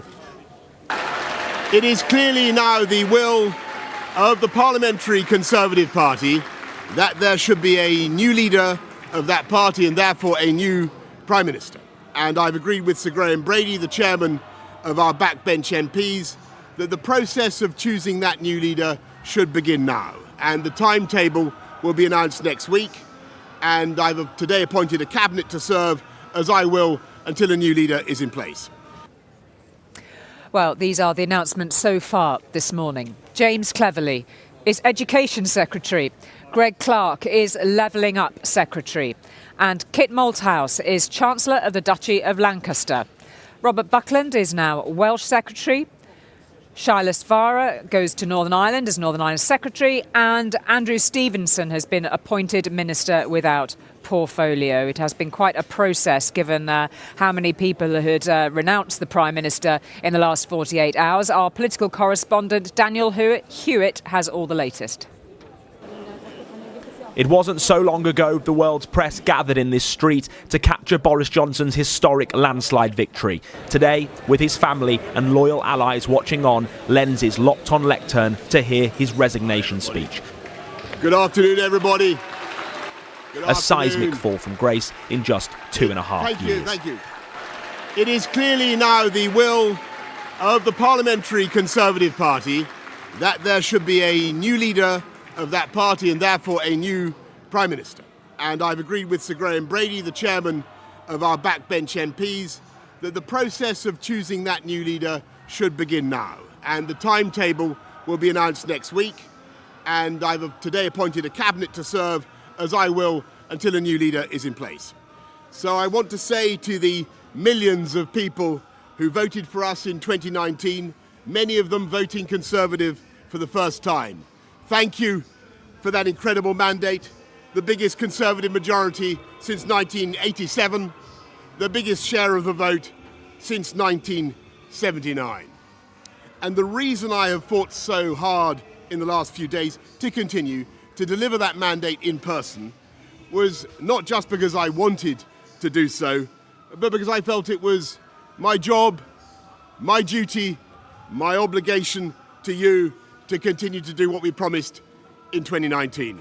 There was little contrition, no apology for mistakes that led 59 members of his government to resign, only a list of his achievements and a not-so-veiled criticism of Tory MPs. And in the last few days I've tried to persuade my colleagues that it would be eccentric to change governments when we're delivering so much and when we have such a vast mandate and when we're actually only a handful of points behind in the polls, even in mid-term after quite a few months of pretty relentless sledging, and when the economic scene is so difficult domestically and internationally. And I regret not to have been successful in those arguments, and of course it's painful not to be able to see through so many ideas and projects myself. But as we've seen at Westminster, the herd instinct is powerful. When the herd moves, it moves. And my friends, in politics, no one is remotely indispensable. He thanked his wife, Carrie, his children and his family, and ended with a promise to continue as Prime Minister until a new Tory leader is in place in the autumn. To you, the British public, I know that there will be many people who are relieved, and perhaps quite a few who will also be disappointed. And I want you to know how sad I am to be giving up the best job in the world. But them's the breaks. But there are questions this lunchtime over whether he should be allowed to stay in post from his own MPs and the opposition. It's obvious he's unfit to be Prime Minister. That's been blindingly obvious for a very, very long time. And if they don't get rid of him, then Labour will step up in the national interest and bring a vote of no confidence, because we can't go on with this Prime Minister clinging on for months and months to come. Thank you all very much. Boris Johnson has no intention of leaving just yet, as he headed back into the house he thought would be home for a lot longer than this. Daniel Hewitt, ITV News, Westminster. We'll take you straight over to Nina on the green, who's got another guest. Hi, Julie. Yes, I'm joined by somebody who is still in this government, the Business Minister, Paul Scully. Can you reassure people watching this that with all this turmoil we've seen in the last 24 hours, with all the uncertainty still ahead, this government is functioning right now? Yeah, that's exactly why I stayed in government, because as Minister for Small Business, Minister for London, there's a lot of people that rely on government, that need a functioning government. I've been looking after the postmasters that need compensation through the Horizon scandal, which I've been working on. You can't let them down at this point. We are here, we're in government, and we're working hard to tackle the things that matter on a day-to-day basis, especially the cost of living issue. And how are you doing that overall when we've got all these unfilled posts, when we're talking about more than 50 resignations in the last 24 hours? Well, now the Prime Minister has done the right thing and stepped aside and set that leadership competition going. He'll be able to work with others to start filling those gaps, and how that works, I don't know if people are going to be coming back or others will be coming in, but we have that consistency in each of the departments where the basic functions are happening, but also the things that really need to. We're still listening to people up and down the country, businesses in my case. You've given me a very clear reason why you didn't resign when many of your colleagues did, and obviously some really, really high-profile ones in the Chancellor and the Health Secretary. Any regrets from your point of view that reflects badly that you didn't join what Boris Johnson himself described as the herd instinct and follow at the point where it felt like his time really was running out? No, because he's done the right thing, and I haven't done this for any sort of like personality-driven thing. I haven't done it for my career. I just felt that we needed to maintain a consistency in business, and in the aftermath of what we've just heard, that we're going to need this to that continuity. You say he's done the right thing. Were you surprised at all that he didn't seem to take any personal responsibility for what's happened when he's been at the helm at his time in government, in the speech outside Downing Street this morning? Well, I think clearly what we've just seen and the issues of the last couple of days has been very personality driven. The fundamentals of the party, the fundamentals of the government remain the same, with the solutions that we have for growing our way, the economy out of the issue of the cost of living situation. But nonetheless, the PM did the right thing by stepping aside, because the focus was very much on him as an individual. This is a team game we've got to pull together. How can the government focus on, as you say, such an important issue as the cost of living crisis when big decisions are going to have to be made from the Chancellor's point of view, when we don't know who the person in charge of him is going to be? Well, this often happens with leadership campaigns, and this is what I was saying during that period. But we're not often just coming out or still in a global pandemic with a cost of living crisis, with inflation at 10%, with a war in Europe. You're asking me all the questions that I've been saying in interviews with your colleagues for the last few months, but we are where we are because it was the right thing. It became blatantly obvious it was the right thing to do. But you've got a new Chancellor there, Nadhim Zahawi, who's a guy that's built a business, a really successful business himself, so he very much gets it. And we've got 2 weeks until recess, and things do tend to quieten down politically over August, but obviously there'll be a big job of work to be done around the country in terms of supporting the economy. He does or he doesn't become the next Prime Minister, Zahawi. He makes a decision to cut taxes or not to cut taxes, and people feel reassured or not depending on the decision that's made.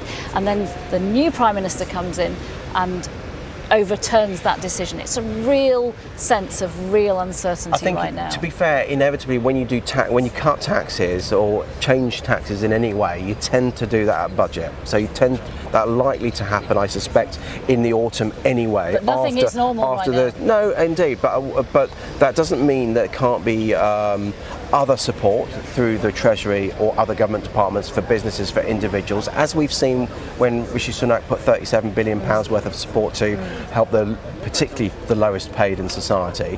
But I think you'll find the taxes that will start to get that in order, ready for the budget, just as things like the energy price starts to increase again in autumn, with the coming around the corner. Just as an overview, as a member of the Tory party, as a member of the Tory government, how damaging has the Boris Johnson premiership been in terms of to the Tory party's reputation going forward from this point? The last few months have been so frustrating that we've been talking about so much more than actually what people want us to talk about, the cost of living, the situation in Ukraine. What we now need to do, it's exactly what, as I was saying when Boris Johnson was remaining as Prime Minister, we've got to deliver. We've got to do what people have asked us to do. And now it's good government and delivery that will restore that will restore the trust. People are obviously now really concerned and they will be looking on us to restore that trust.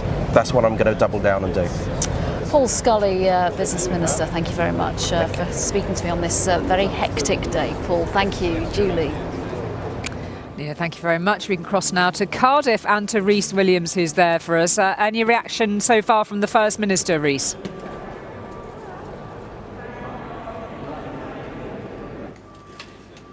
The Prime Minister's intention to resign. Mark Drakeford tweeted, "All four nations need a stable UK government, and I'm therefore pleased to see the Prime Minister has now done the right thing and agreed to resign." Mr Drakeford had, of course, previously called on Mr Johnson to resign following reports of rule breaking in Number 10 during lockdown. And I don't think it's a secret that there's no love lost there between Mark Drakeford and Boris Johnson. They've locked horns repeatedly over the coronavirus pandemic. They couldn't be much further apart ideologically. And I think strained would be a generous way of describing their personal relationship as well. You may remember comments which came to light last year during filming of a fly-on-the-wall documentary here in Wales, in which Mr Drakeford called Mr Johnson an awful, awful man. So I don't think it's a surprise that he has welcomed Mr Johnson's decision to resign. We've been gauging the opinion here in Cardiff Bay as well this morning. The vast majority of people are saying they're surprised Mr Johnson had lasted this long, although there were people defending him too. About time. He should never have been Prime Minister in the first place. I think they're a disgrace, the whole lot of them. Well, I mean, he's done a lot of good things, hasn't he? You know, I mean, let's be fair. Well, he's made such a mess on everything, and I can't believe a word he says. He's done a lot of good things, to be fair to him. I mean, he's got us out of Europe, and the other thing is with COVID. Well, I think it was high time. It should have happened a long time ago, and I don't think he should have been Prime Minister in the first place, to be honest.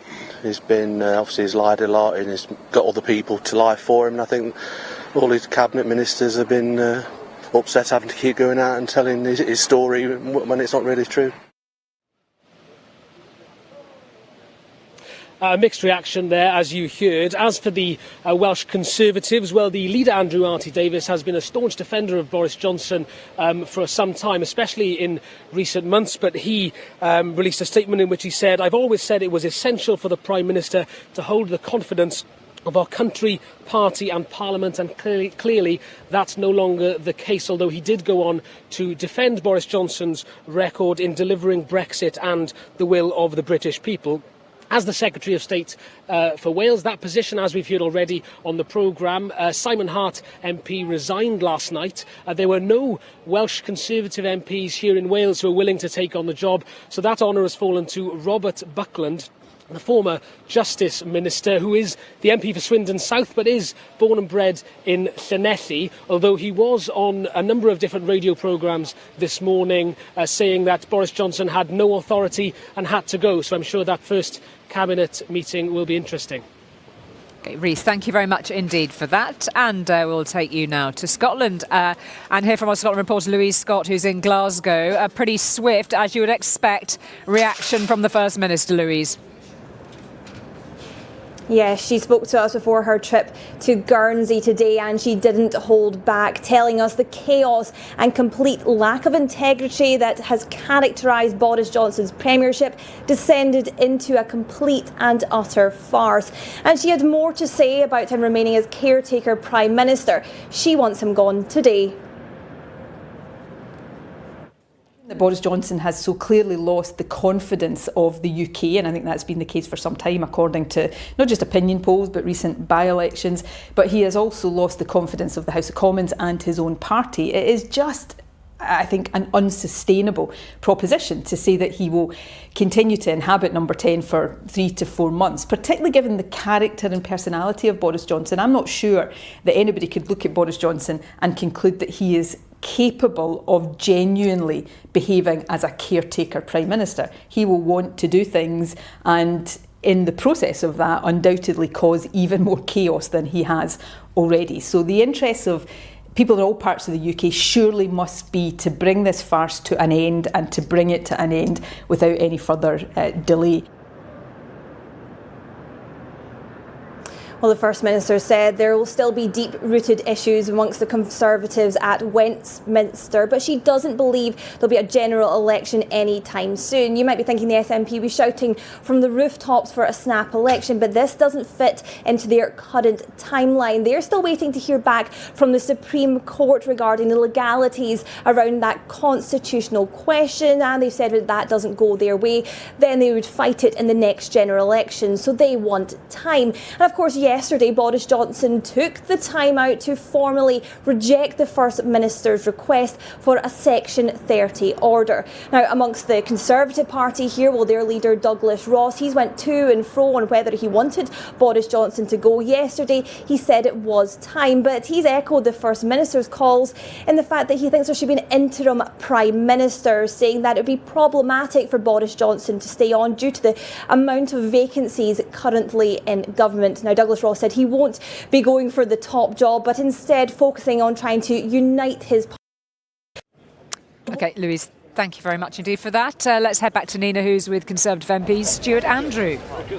Thank you, Julie. You're still an MP, Stuart Andrew, but as of yesterday, you resigned from the government. Those resignations didn't have an impact on Boris Johnson. Something changed overnight. What do you think was the moment the penny dropped for him? Well, I suspect it was the scale of them in the end. The number of people that did hand in their resignation yesterday, but also a delegation of ministers from the cabinet sort of saying that the time was up, really. But they said that last night, and we didn't get the resignation speech last night, did we? Something changed. Yeah, I mean, I haven't been inside number 10, so I don't know what conversations have been had, but I suspect that more colleagues were saying this is just not a sustainable situation, and we need a solution and an end to it, and we've got that now. In your resignation letter, you said you were no longer willing to defend the indefensible. Do you think this moment will change politics for good, for the better? Do you think we will see the next person who becomes Prime Minister not send their ministers out to say things to the media and therefore to the public that are not true? So I certainly hope so. And for me, that was one of the tipping points. I've been thinking about my conscience for the last couple of weeks, if I'm being honest. But it was a tipping point for me when really good colleagues, people I respect enormously, were given lines that frankly were not correct. And so whoever becomes the next leader, I'm sure will learn those lessons, because the team need to have confidence that what we're saying to the media, to the wider public, is based in fact. And with respect, that hasn't been something that's happened in the past couple of weeks. It's been something that's been happening for months, and often we would interview a member of the government in the morning, and then by lunchtime the line would have changed. So why did you, and so many of your colleagues did, choose now to resign rather than months ago when everything was still the same? The same problems, the same scandals were still there and not being addressed. So I think one of my traits is really about trying to create unity and loyalty, and perhaps, I think, if I'm being honest, I wrestled with that for perhaps too long. But ultimately, I think it came to a head this week. Did you have constituents contacting you? Oh, very much so. Yes, I've had lots of constituents. I have to say, on both sides of the argument, but a lot have been very concerned. And I had local elections in my constituency. We did a lot of canvassing, and there were Conservative supporters who were saying they just couldn't give us the support for those local elections. And so I think we had to face the reality reality in the end. But now I think what we're good as a party is, in a crisis, we will come together. We will choose a new leader, and we will get behind that new leader and focus on the issues that matter to our constituents and work towards the next general election. Are you comfortable with the timetable going forward, though? Somebody who you resigned over, talking about defending the indefensible, is still the Prime Minister right now and could be for some really bumpy weeks and months ahead. Well, there's two ways I look at this. One is I hope that the 1922 will look at how quickly we can get that timetable in place so that it is a relatively quick process. Our membership is now all centralised in a database, so it should be quite easy to organise. But secondly, it is important that the function of government continues, and there are some really important issues. In my area of housing, for example, that I was dealing with, there's some really serious work going on that we have to do at pace, and that must happen. We've got bills like the Levelling Up Bill going through Parliament. But could that be again. done with an acting Prime Minister? Well, I mean, it could be potentially, but it is not. It is the norm that actually the retiring Prime Minister does continue until the new leader is brought in, and I don't see why that would be a problem. We had it when David Cameron went, we had it when Theresa May went. Government has got to continue, and I hope that we can just get on with it as quickly as possible. I think everyone listening probably hopes that. Stuart, Andrew, thank you very much for joining me this afternoon. Thank you, Julie. Fascinating hearing, really, the sort of grassroots pressure that Tory MPs have been feeling. As soon as they get back to their constituencies at the end of these bumpy weeks, they've been getting the full force of it. Interesting to hear that reflected there. We can hear more from another Tory MP who's with Anushka in Parliament, joined by the Conservative MP Sarah Brickcliffe. Yeah, that's right, Julie. We've been talking to a lot of MPs who have just resigned in the last 2 days. And Sarah Brickcliffe, who is the MP for Hyndburn in the north, you did that, didn't you? You were ministerial aide in the Department for Education. What made you decide to resign yesterday? So I think it was a very difficult decision. I love the Department for Education. We've done a lot of good with skills, schools, families, obviously the skills bill going through and things like that. But I think yesterday I realised that we were in a situation that was completely untenable. There were so many resignations, and I think that's when I realised this wasn't sustainable anymore. And how do you feel about the Prime Minister remaining as Prime Minister until October? So I'm quite comfortable with that, I'll be honest. And I think what we've seen with the appointments such as Rob Buckland, who came out publicly against the Prime Minister, is that we realise there's still a job to do. We still need to govern the country. So I'm quite content with that. And if he asked you to go back as ministerial aide, would you? So I think in the position I am in now, I would go back as a PPS to the Department for Education. It comes back to my point previously of we've still got a job to do, we've still got to govern the country, and the department's got a lot going on. We've got results day, things like that, so I think we still need teams in place to be able to do that. And that was what was difficult yesterday, when you lost almost all your ministers and then your newly appointed cabinet minister. Yes, and actually one of the things was I was PPS in the education debate, and it was quite daunting realising that there was only the Secretary of State and myself left in the team when we were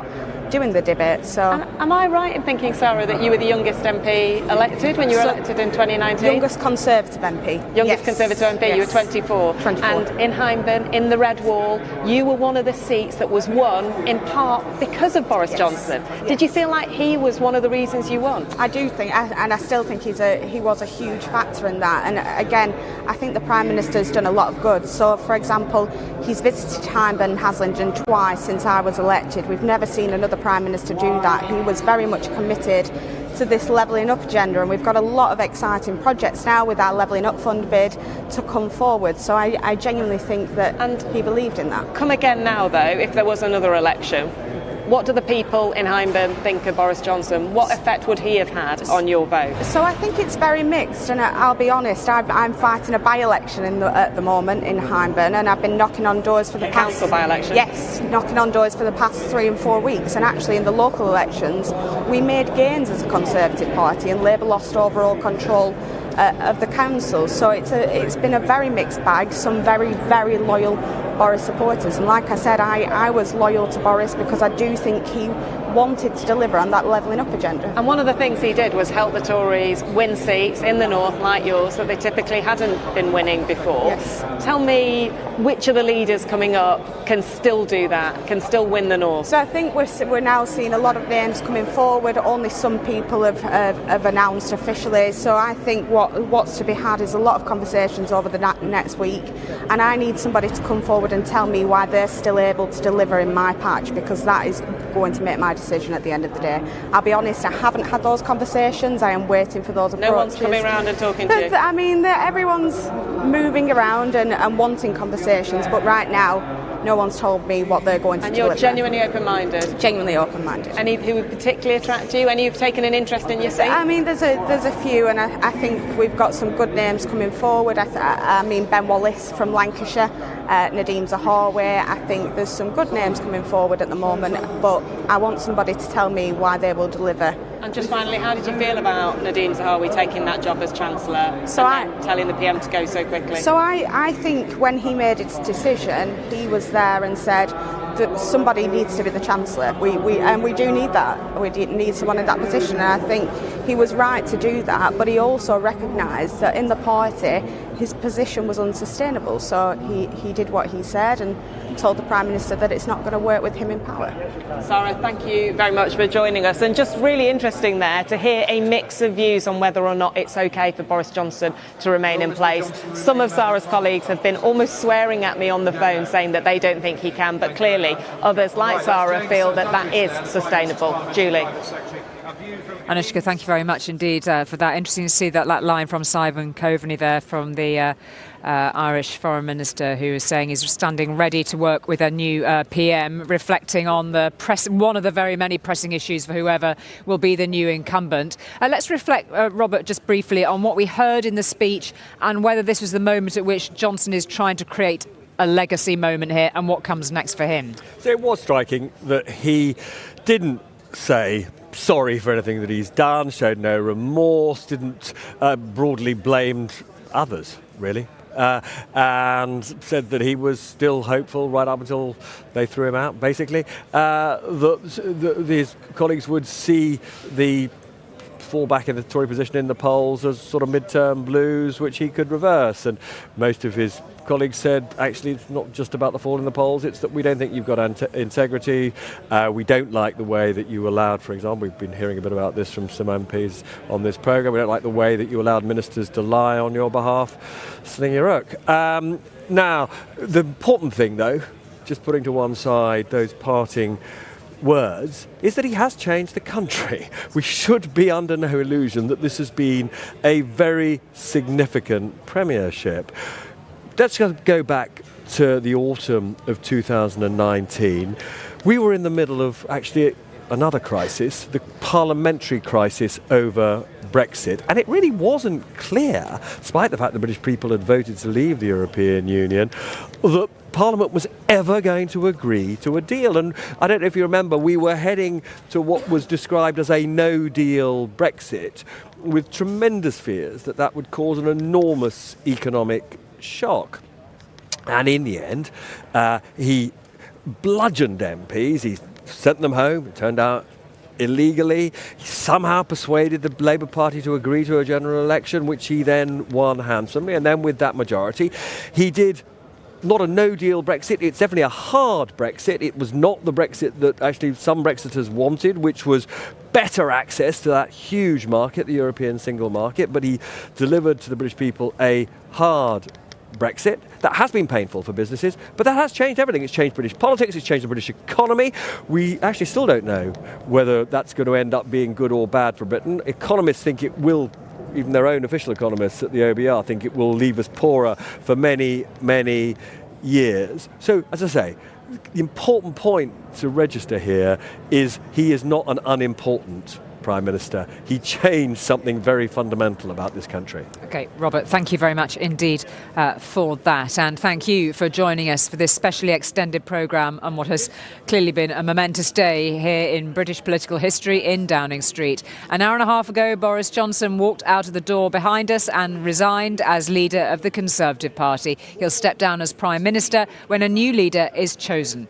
Well, overnight it had seemed he was not prepared to stand down, but another avalanche of resignation letters today finally proved too much. In total, there have been more than 50 resignations.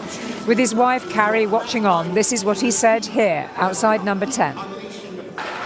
It is clearly now the will of the Parliamentary Conservative Party that there should be a new leader of that party and therefore a new Prime Minister. And I've agreed with Sir Graham Brady, the chairman of our backbench MPs, that the process of choosing that new leader should begin now. And the timetable will be announced next week. And I've today appointed a cabinet to serve, as I will, until a new leader is in place. Well, afterwards, as you can see, he received warm applause from his wife Carrie, who was carrying their baby Romy, and from the dozens of support staff and colleagues who've worked with him here at Downing Street over the years. The question, of course, is now who might replace Boris Johnson, and the contest, as we've been hearing in the last couple of hours, is wide open. There is Ben Wallace, the Defence Secretary, Suella Braverman, the Attorney General, who said to Robert Peston last night that she'll stand.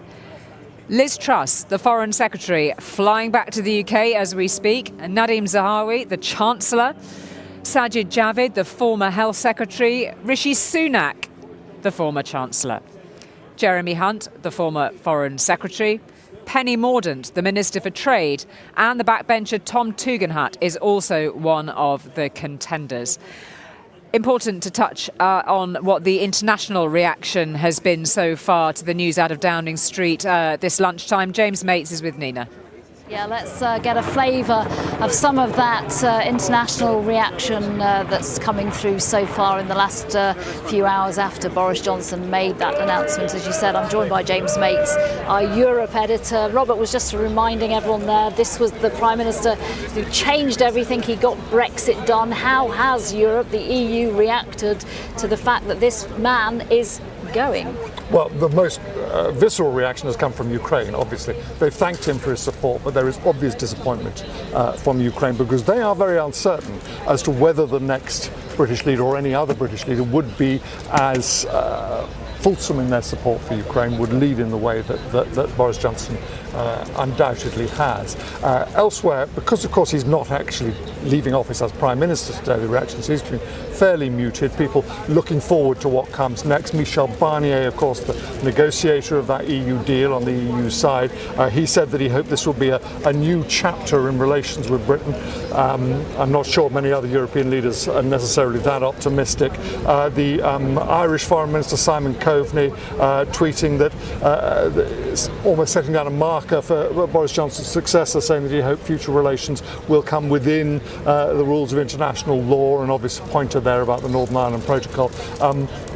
Reaction from elsewhere in the world we wait for, but of course they may all be waiting for the moment that he actually leaves office as Prime Minister rather than simply opens up a new election for leader of the Conservative Party. While we're in this limbo period, you talked there about the approach from Boris Johnson to the invasion of Ukraine and how they've reacted so far. Of course, Boris Johnson did, on the steps of Downing Street, talk about the fact that that would be the same approach once he leaves, and presumably that would be the thinking within the Tory party, that they would want to continue what he's already started in terms of effectively, they would say, leading the West's response to what's happened from Russia. I mean, I think that's right. But I don't think there's any expectation that any of the candidates that we know of who might take over are likely to change policy in any significant way. It hasn't been controversial within British politics, even across party, since the Ukraine war started, and there's been a fairly widespread respect for the position that Boris Johnson has taken on it. So it's unlikely to be any change. I mean, all one can say is that a figure like Boris Johnson, as well known as he is, as rumbustious as he is, as vigorous, as prepared to go to Kiev, all those things may not feel to the Ukrainians that they're getting the same drive from a major European power, albeit a non-EU power, as they would have done with Boris Johnson. But I think that'll be the only real difference, is one of personality.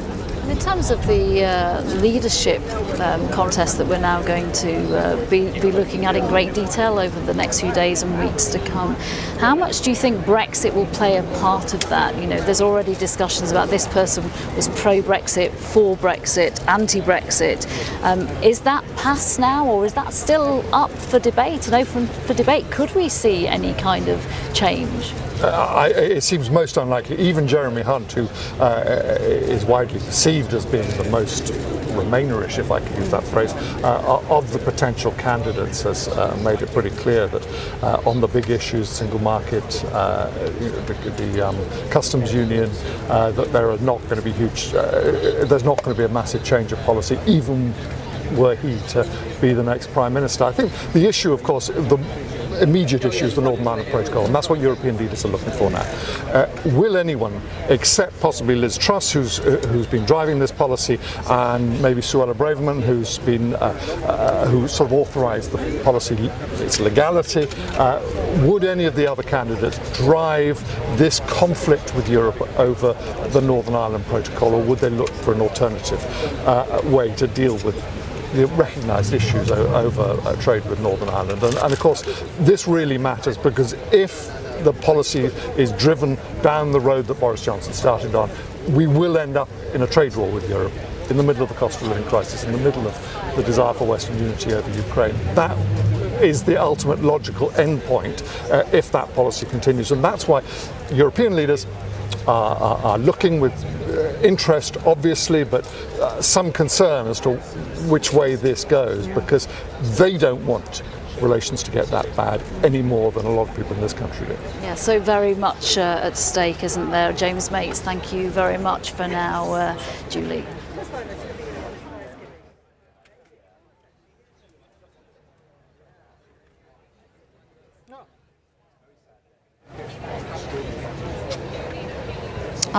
James, I'm just going to keep you here for a minute, because I think we've lost.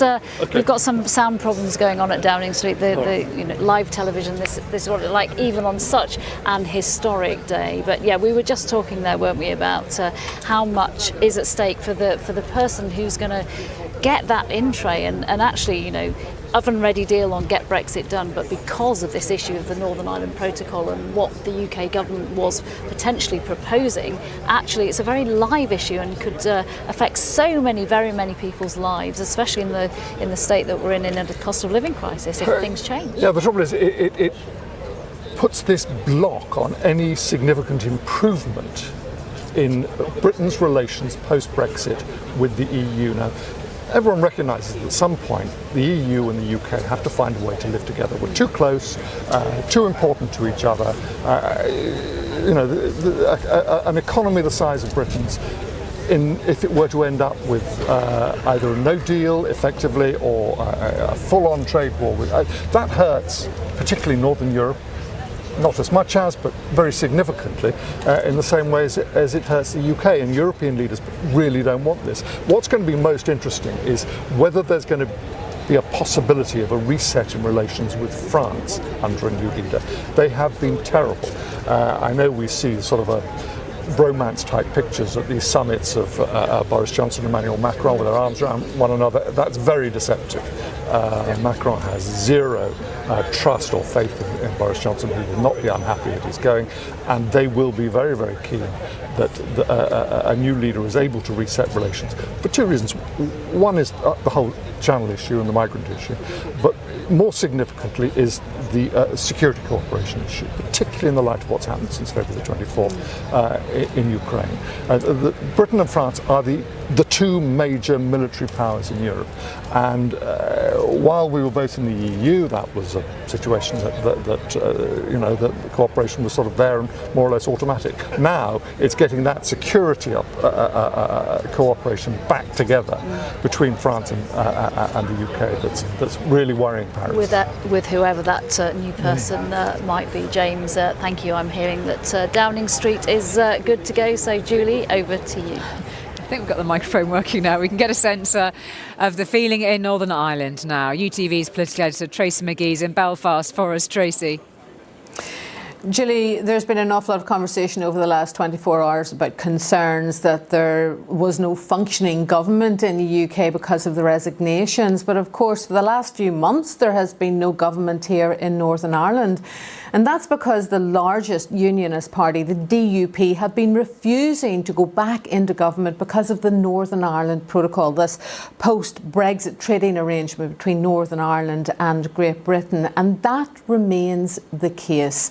Boris Johnson's government took the highly controversial step of introducing the Northern Ireland Protocol Bill, which will effectively switch off whole parts of the protocol without consulting with the EU, and much to their consternation. The question is whether or not the new occupant of number 10, whoever that may be, would be prepared to carry on with that legislation. The bill is due to come back to the House of Commons next week and be finished the week after that. So far, so good.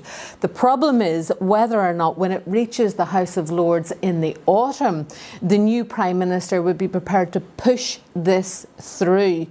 Now, I'm being told that the ERG and many other Conservative MPs will be saying to future leaders, or those who are in the leadership contest, they want to be sure that that protocol legislation will go through before they get that support. And Sir Geoffrey Donaldson has also doubled down, issuing a statement very a short time ago, saying that there could be no functioning devolved government in Stormont and the protocol. They simply cannot exist. These are the problems that face any future Prime Minister. The other point is one that James was talking about there, the relationship with the EU. For a long time, the EU have probably not been prepared to negotiate with Boris Johnson because they thought that this day would come, and simply because they don't trust him.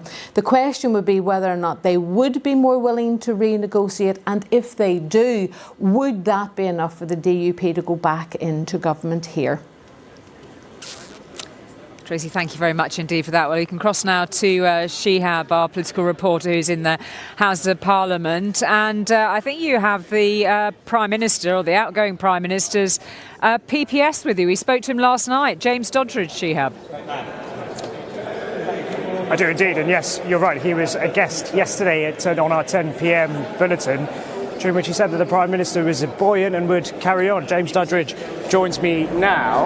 We spoke yesterday. You were fairly confident that the Prime Minister was in good spirits, that he was going to battle on. A few hours later, he's saying he's leaving. What's changed? Well, the Prime Minister was in good spirits. He wanted to battle on. I don't think there was any new information that came in after I said what I said, but the volume of criticism was increased, and the sources were more widespread than we'd hoped for. I think there was a feeling that he could buy a little bit of time to next week to launch a new economic strategy involving some tax cuts. I'm sure there are other plans for other changes, and a feeling that he might bring some colleagues back. But colleagues wanted a decision taken soon, and it was very clear that that would have been he wouldn't have been the Prime Minister. So he stood down, and normal conventions will apply. When Theresa May left, she continued as Prime Minister until a new Prime Minister came in, a new leader of the party. So it's now to Graham Brady of the 1922 Committee and the chair of the Conservative Party to come up with those rules and a timescale. But the Prime Minister has been very clear by the Conservative Party conference, if not before, he will be gone. But until then, he's there to serve the country. He's got a full cabinet. He'll be appointing ministers now. In fact, that might be happening as we're speaking. Forgive me if it's kind of breaking news coming across. And that's absolutely essential because we've got committees going on in the House. We've got questions. The business of government needs to come on, and the Prime Minister is committed to doing that responsibly. What is it specifically that's changed? At 10:20, when you were on our programme, our viewers would have been watching, you were adamant that he wasn't going anywhere. You said that he would fight on, he would continue on. Something has changed from then on until the morning. And what is it? What was the moment in which the Prime Minister knew he couldn't carry? I don't know the precise moment, in all candour, but I would say it was about the numbers. It was about the numbers and the variety of people saying a similar thing. But he's going now. My focus is on reassuring people he is going and explaining what the process is and reassuring them that is what the process is in terms of appointment of the cabinet, appointment of ministers, and calmly getting on with government at a time when anything could happen in Ukraine. Heaven forbid anything could happen in the United Kingdom. There's normal business decisions that are needed. Yesterday, as part of his normal business, doing his normal signing and normal audience with the Queen, which is somewhat surreal in many ways, but government continues. You talk about the numbers, the number of his colleagues, the number of MPs have said that he couldn't carry on. At the same time, the numbers are still very high for those who don't think he should be the caretaker Prime Minister, that he should go immediately. Is he going to listen to them? Well, firstly, there's no constitutional arrangement for that. I think you're right. There were some colleagues straight away that were saying that. Since then, there's been a lot of chatter from ex-cabinet secretaries saying there's no constitutional basis to hand over to the caretaker. You can make up the rules and change them, but the rules say that the PM stays there, and that has worked well in the past. That's what happened with Theresa May, Andrew Bowie, her PPS, doing the same job as I was tweeted out saying, come on, what's all the fuss? This is what happened with Theresa. This is the norm. So that's what's going to happen. I think now, if you went back to those same colleagues, yes, you'd find one or two that are still angry, but the ones that have processed, that point and adhered from ex-cabinet secretaries, constitutional experts, and people that worked around previous prime ministers that exited, I think they've come to a different view. So I think certainly by the close of business, I don't expect any chatter over the weekend on that issue. Boris has said he's going. There will be an orderly management of things between now and then. But for now, at least he's adamant to cling on. You were in the street. No, he's not clinging on. Well, there are many of his MPs who want him to go immediately. Yeah, but I think that's what they were saying in the past. And they're saying it now. There are many MPs who are now saying that he's not in a position. There are a few MPs saying that. That is a diminishing number as we talk more about the constitutional position and people digest the fact that he is going and there is going to be a new leader. I think they're much more permissive and they know that the timetable is not something the Prime Minister can manipulate or wants to manipulate. That is something for the party, Sir Graham Brady and the party chair. You were in the street when the Prime Minister gave his resignation speech. Have you spoken to him since? What's the mood like? Obviously a big moment for him as he steps away from what he says is his dream job. Yeah, so of course, a number of times since I've been over here in the Commons for the last hour. Clearly a lot of emotion. He feels sorry. He's apologising to the team that have put so much into this to support him, and it's not worked out. So there is a sadness and a responsibility for not being able to deliver as we hoped we would collectively. So there's disappointment in that regard, but also a very clear knowledge that the business of government goes on. So straight after here, I'm going to grab a late lunch and head to the cabinet. Well, I'll let you go enjoy your lunch. That was James Duddridge, the Prime Minister's private secretary. It's clear there's a lot of disappointment there within Number 10 that the Prime Minister's gone, but they are adamant that he wants to continue on, even though there are several Conservative MPs who don't think that he's in a position to do so for now. OK, Shihab, thank you. Yes, it's extraordinary. We were speaking to him last night and he was saying the Prime Minister was ready to fill those ministerial posts and to press on. OK, we can cross now from Downing Street back over to Abingdon Green because Tom has arrived there, who's with Romilly. Tom, you got some breaking news from former Prime Minister John Major. Julie, good afternoon. Yes, well, Sir John Major, always the master of the tactical intervention, has written to Sir Graham Brady, the chair of the 1922 committee, as we understand it, to say that he doesn't think it's wise for the Prime Minister to remain in office while his successor is being chosen. Romilly is here and has been across it. So what exactly has he said? Well, we've just heard this in the last few minutes. He has written, as you say, to Sir Graham Brady. His view is that either an interim Prime Minister should come in or there should be a streamlined election process, which he says would be in the national interest. As you know, Boris Johnson has made it clear he intends to stay in post as Prime Minister until a new leader is chosen. That could take up until the autumn. Interim has to be Dominic Raab, presumably, in that he's the person who stepped up before. He's the obvious candidate. We still don't think he probably will be a leadership candidate himself. Yeah, that would be the obvious answer, although pretty difficult to do if Boris Johnson is standing in his way. And this is the battle that's raging at the moment within the Conservative Party. So many MPs have been in contact saying that they just think it is untenable. No matter what Boris Johnson thinks, it is now untenable for him to stay in post given the chaos of the last few days. Well, I was thinking this morning, and actually I heard the historian Anthony Selden, who probably knows more about prime ministers than most, sort of saying we've never seen anything like this in 300 years in terms of a catastrophic exit, humiliating for the prime minister involved. Not since the Glorious Revolution, really, have we seen anything even remotely like this.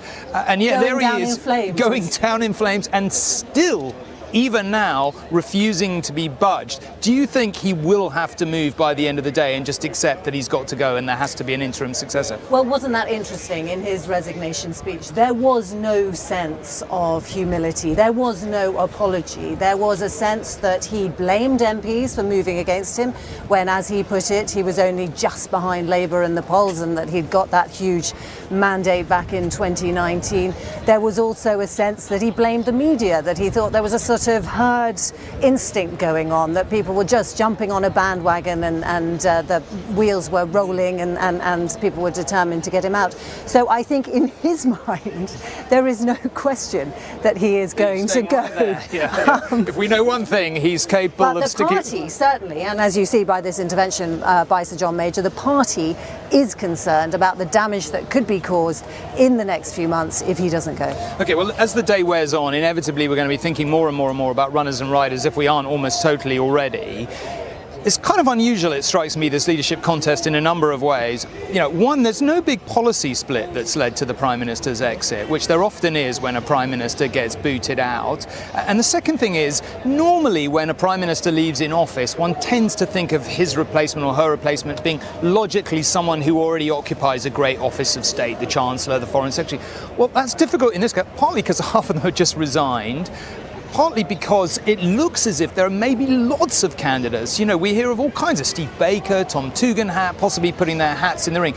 And that could complicate, obviously it takes a lot longer if you've got a lot of candidates. Do you think we will have a lot of candidates, or do you think in the end, you know, it will whittle down fairly quickly? Well, it seems at the moment that almost everybody is putting their hat in the ring. I mean, we had Suella Braverman declaring that she wanted to be leader before live on Peston's show without even resigning. Yeah. So Liz Truss right now is flying back from Bali. She's one of the leading contenders, certainly very popular with the grassroots, although whether she has the national appeal is debatable. But no, at the moment there are at least 10 people that you could name who certainly think that they are in with a chance. It is a wide open field. But on that issue of no big policy split, I mean, I suppose what you could argue is that's because it was never really clear what kind of Conservative Boris Johnson was. Was he at high tax? Was he low tax? You know, which direction was he taking the country in? Not even sure he always knew that himself. But just on this question of, you know, candidates, one of the reasons I guess we tend to think of people, somebody who occupies already a big office of state getting the job, is they have some public recognition, and that feels like it's important when somebody's walking into number 10.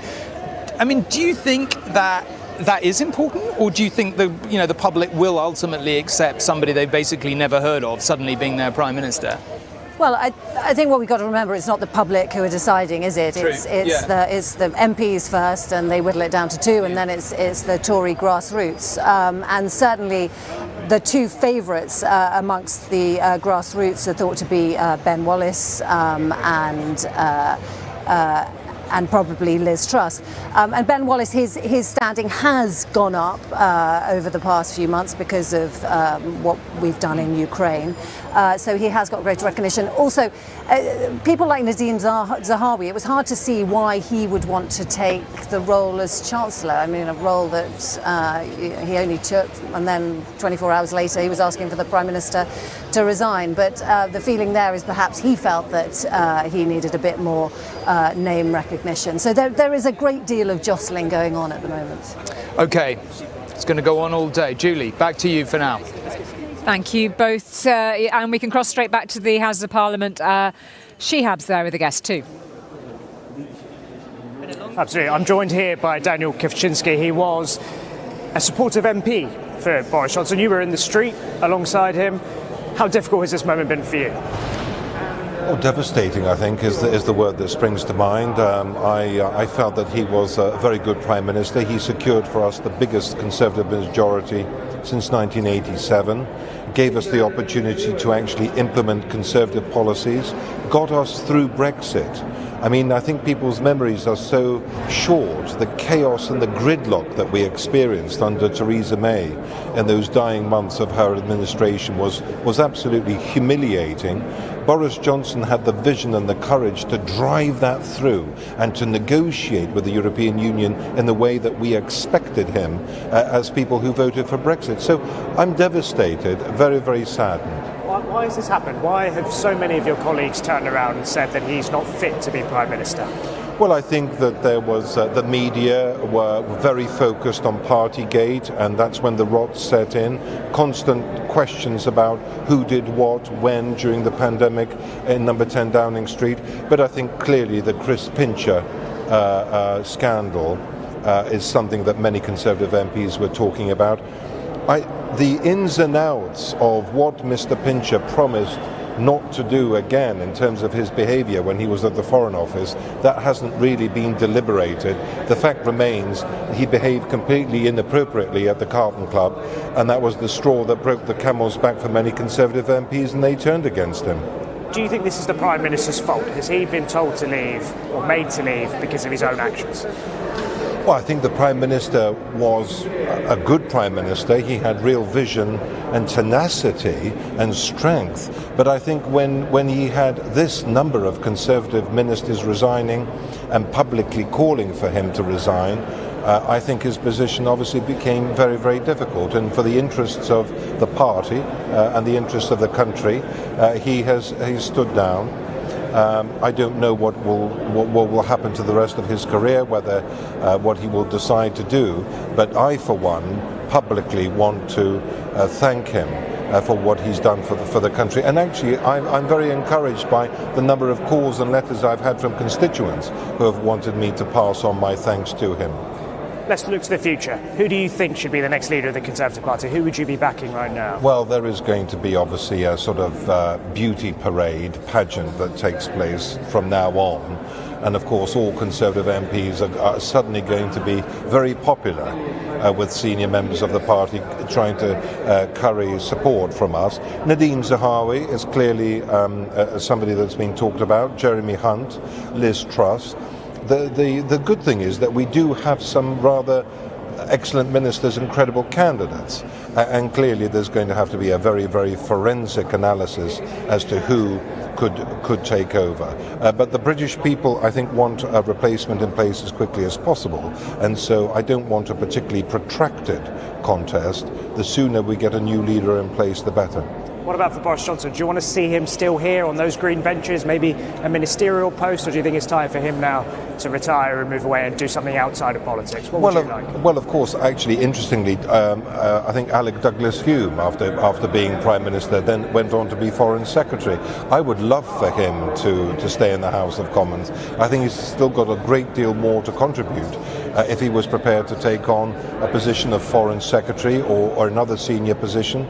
That's absolutely, that would be tremendous, because I think we want a cabinet of all the talents, but clearly that is a decision for him, and I don't know what's going through his mind. But when you've had this amount of disloyalty from colleagues, it may be that he chooses to do something else. I don't know, but whatever he does, I wish him the very best for his future and for his family. Brilliant, Daniel, thank you very much. Thank you. That was Daniel Kawczynski. He was, for a very long time, a big supporter of Boris Johnson, and as you've heard there, still thinks that Boris Johnson has a future here in Westminster and in Parliament. What Boris Johnson decides to do, we'll have to wait and see whether or not he's going to continue on as an MP and whether or not he wants to serve in a future cabinet. We haven't heard the details of what his plans are just yet. OK, Shihab, thank you. And a fascinating intervention that Tom was just talking about earlier from Sir John Major, which we'll dwell on again very shortly. And in fact, we'll go back to Tom, who's got a guest on the green. Tom. OK, Julie, thank you very much. I'm joined by Steve Bryan, the MP for Winchester, and Jeremy Hunt's former campaign manager last time. Now, Mr Hunt has not yet declared, so you're not his campaign manager Mark II, but I'm assuming he will, and you will be. Look, Jeremy will be an incredibly strong candidate if and when he formally puts his name in the ring. What am I looking for? Somebody who's got integrity running right the way through them. Somebody who can talk to those lost Conservative voters. Somebody who puts the economy as the bedrock. Does that sound like Jeremy? Well, I'd say so. We'll take that as a yes on both counts. Dominic Cummings today was saying we shouldn't take it as a given that the Prime Minister yet accepts he's going to leave office. Now, Dominic Cummings comes at this with a, very, for those who don't remember, Dominic Cummings, once Boris Johnson's closest aide, now his biggest enemy. Yeah. Is there anything in that Boris Johnson may not have entirely given up the ghost, or do you think that's just ludicrous? I don't think he wanted to make this decision. It was made very clear to him that was what was happening by the men and women in grey suits. But the fact is the Prime Minister has tendered his resignation as leader of the Conservative Party, not as Prime Minister. It is therefore now up to the 22 committee and to the Conservative Party, if we get two candidates, to then decide on the timetable of that departure. So until Monday, when the new executive is elected and they then decide, for instance, how many MPs you have to nominate you to go into the contest, we don't actually know the rules of the game. And so all I'm saying is the autumn is not acceptable to me, and I don't think to my constituents, and I don't think to many of your viewers. It's time to turn the page. This issue is still live as we speak. We're as the day goes on, I'm sure we'll be talking more and more about the leadership contest, but for the moment we're still talking about the question of how long Boris Johnson remains Prime Minister. Do you think it's tenable that he remains in office until leader is chosen, or do you think really in the end of the day he's going to have to concede, he's got to hand over sooner than that? I genuinely think that depends on when the leader's selected. Remember, David Cameron announced the resignation leader of the party, and then there was a contest, wasn't there? There was Theresa and there was Andrea, and this was then going to go to the members, and Andrea dropped out, and suddenly there was only one woman standing, and it all moved very quickly. I don't think that's going to happen this time because there are so many pretenders to the crown, but the fact is we could be really sensible and unite around a unity candidate and just get on with running the country. And if that happened, well then this wouldn't become an issue. But if we're going into a full-blown leadership contest with round after round among MPs and then out into the country, I think it's very difficult to see how somebody who just does not have the support of the parliamentary party can stay in Downing Street until party conference. Now, Jeremy Hunt is bound to be a leading candidate. There are reasons why he might get it, reasons why he might not get it. Who do you view as the principal opposition and why? Who are you most worried about? I think Sajid Javid has first mover advantage in terms of his resignation the other day. He's incredibly strong, he's a good friend. I could perfectly live with him being the leader of the party and Prime Minister. I think Rishi's incredibly strong and I think he will have a lot of support. People who've served in high office, I think it's very hard to go from outside the cabinet into this job when you're in government. And the only person who could really realistically do that is Jeremy, because he's served in one of the great offices of state and he's walked the world stage as Foreign Secretary. I think it's very hard to come from the back benches to this. Yeah, just on Rishi Sunak, there was a view, has been a view really, I would say, for the last month or two, that he'd had his moment because of the difficult business of his wife's non-dom tax status. True or not, in your view? No, not true. For a start, he resigned from the government. I wish he had done that at the day of the fixed penalty notices, but for reasons known to him, he did not. But no, I don't think that's an issue. I think it's a matter of who's got integrity, who puts the economy first, who can then restore that trust with the voters and those lost Conservative voters. That is true in red wall seats in London and in the South East where I represent. One of the things that, as we face the prospect of this leadership contest, that just strikes me as most remarkable, it's the only one I can remember where it's hard to really point to any drastic policy differences or arguably any meaningful policy difference. Fair or unfair as an analysis? There will be policy differences that will emerge because clearly if you're in a contest you try and provide points of difference, do you not, with your opponent? But let's be very honest here, Tom. The reason that we are having this is a point of personality, not a point of policy. And if the Prime Minister had chosen a different path early on, I saw he's appointed Greg Clark to the interim cabinet today. What a sensible move. What a centrist one nation move. If that is how he had formed the cabinet from day one, we may not be in this position. Well, just on this question, right? one of the things Boris Johnson has been saying as he is moved forcibly towards the exit is we should have cut taxes. If you just allow me a bit more, I'll cut taxes and all the rest of it. We've got the OBR, the government's own kind of watchdog body, saying today that debt will be 320% of GDP if we keep going the way they are because of all the various demographics that are changing in society. 320% of GDP. I mean, that's an off-the-scale figure.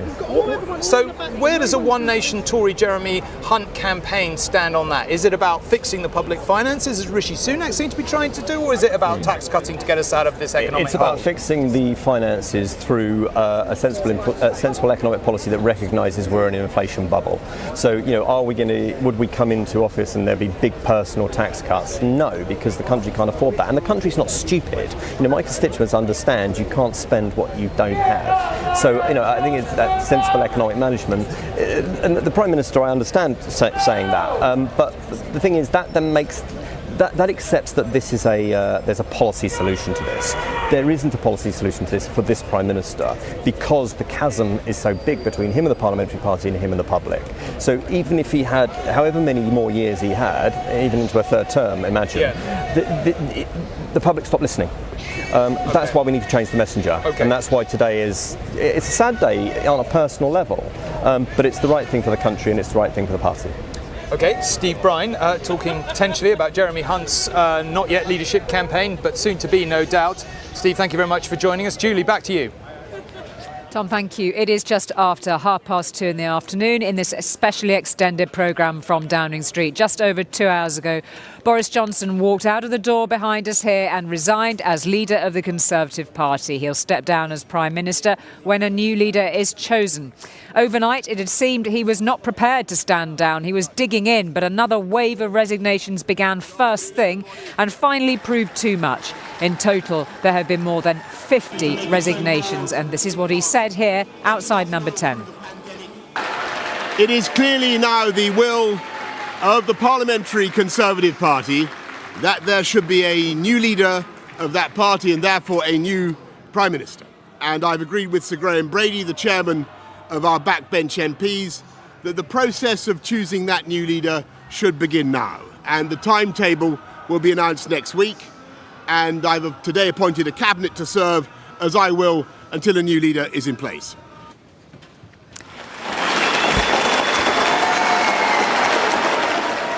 Afterwards, he was applauded by his wife Carrie, who was carrying their baby Romy, as well as loyal supporters and staff.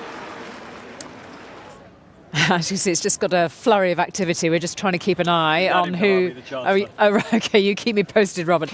In the meantime, let's get the very latest from our political correspondent, Daniel Hewitt. It wasn't so long ago the world's press gathered in this street to capture Boris Johnson's historic landslide victory. Today, with his family and loyal allies watching on, lenses locked on lectern to hear his resignation speech. Good afternoon, everybody. A seismic fall from grace in just 2.5 years. Thank you.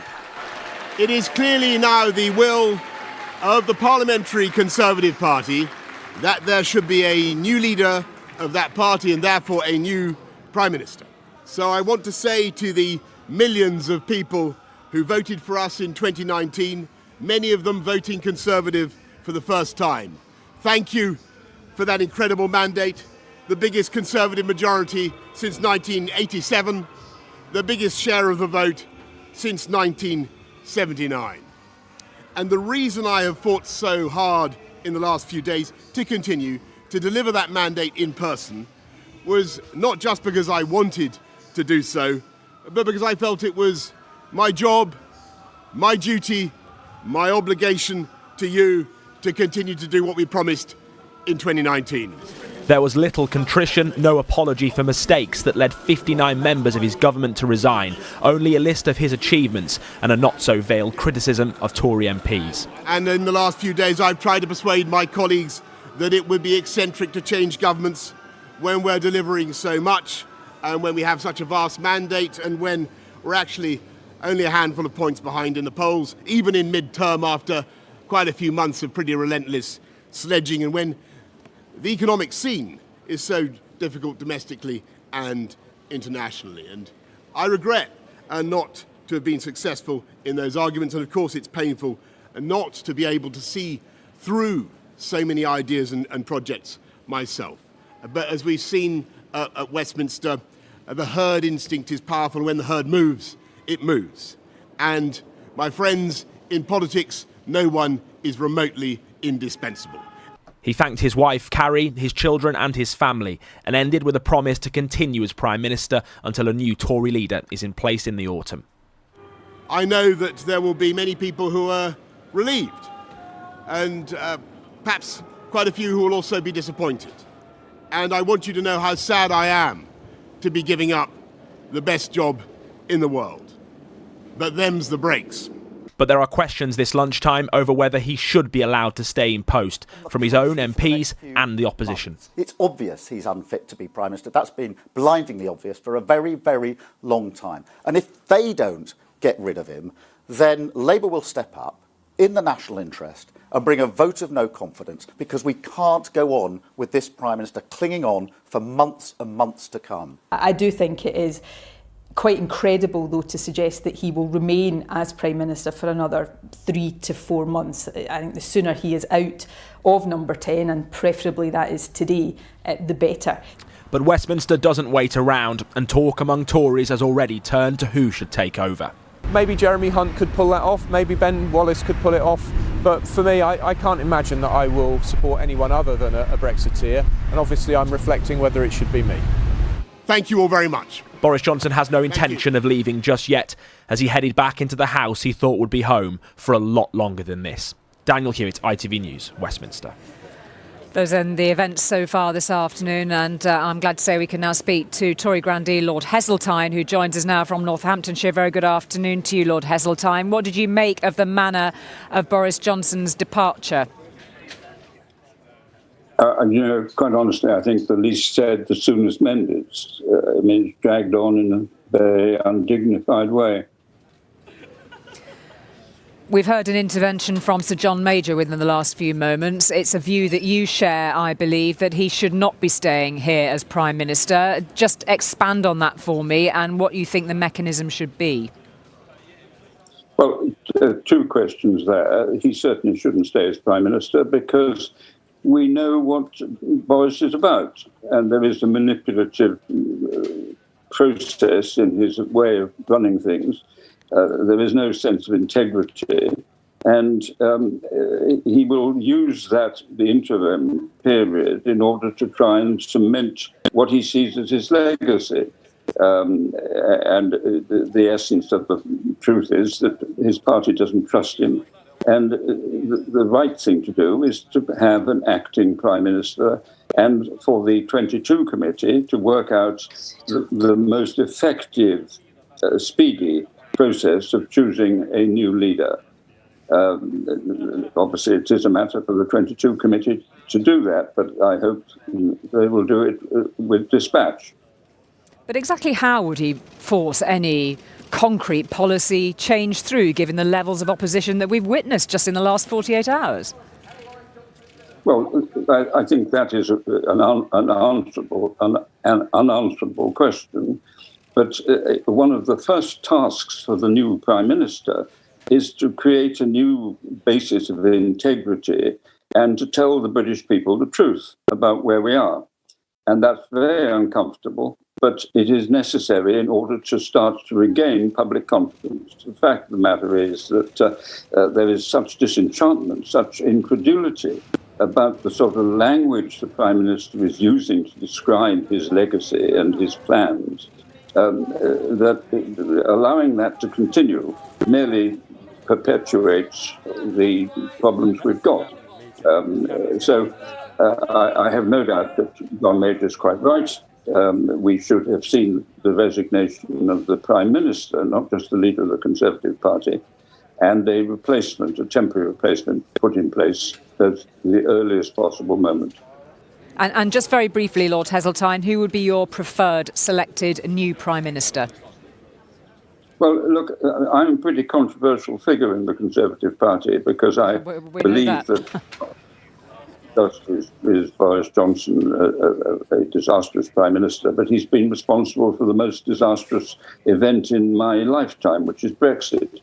And that issue has to be addressed. Now, I know that's controversial, so I'm not going to tell you who I think is going to be the next leader, because that would be the kiss of death.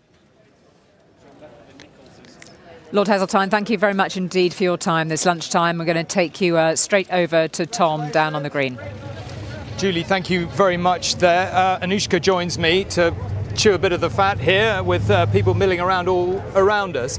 Can I just start? I was talking a little while ago with Steve Brine about this suggestion by Dominic Cummings. Of course, comes at this with a massive angle. That he doesn't think the Prime Minister will yet have entirely accepted himself, even despite everything today, that it's over.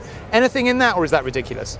Well, it clearly has been quite unusual how much the Prime Minister dug in right to the bitter end. It was very clear to us, wasn't it, by yesterday morning, that this was not really feasible as one by one the resignations were coming in. And yet when I spoke to sources in Downing Street last night, when really it should have been very clear that it was over, I mean, they were so bullish and they were so sure that he was going to continue. He wasn't going to resign. If he resigned, it would have been a summer of chaos versus a summer all about economic growth. I mean, they were still saying that last night. So I think in their heart of hearts, if there was any way they could go on, they would. But look, they've always been realistic to an extent as well, which was, for example, if he lost a confidence vote, he would go. And now, clearly it is all over. He wants to remain as Prime Minister until October.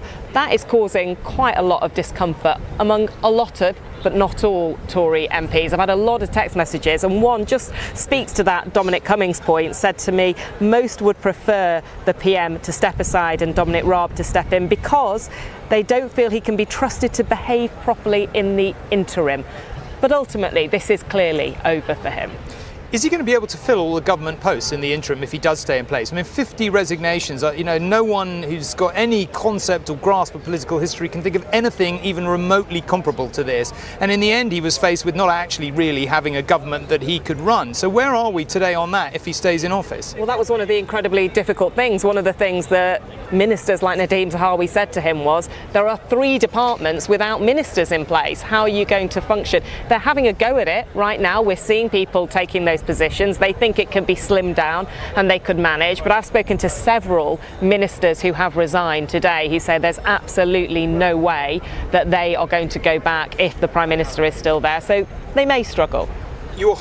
Yesterday, as you say, it seemed by the morning like anyone who's been around politics for any length of time kind of was looking at it and thinking, this is over, this is so over, this is over by 10 times, and yet there he was last night. What is your hunch about this staying in office until, do you think he'll be able to brazen that out or hold that out, or do you think ultimately he'll have to concede on that as well? I think there is genuinely a mix of feelings among MPs, and there is no mechanism by which they can remove him because he steps down as Tory leader. The 1922 committee, that's their job, to talk about the Conservative leader, not necessarily the Prime Minister. I don't want to interrupt you because we're just watching. No, we're watching cabinet ministers actually coming into Downing Street. I guess a cabinet meeting. Do you have any sense of what that is? But sorry, as we watch that, just carry on with what you were saying, because we're effectively watching now the government attempting to function. We don't actually know if it can, do we? They think they can, and they are trying to do it. We've seen some appointments this morning. There is a cabinet meeting, as I understand it, about to get underway. They want to try to carry on, and clearly there are a lot of senior cabinet ministers who said the PM must go, but who didn't resign.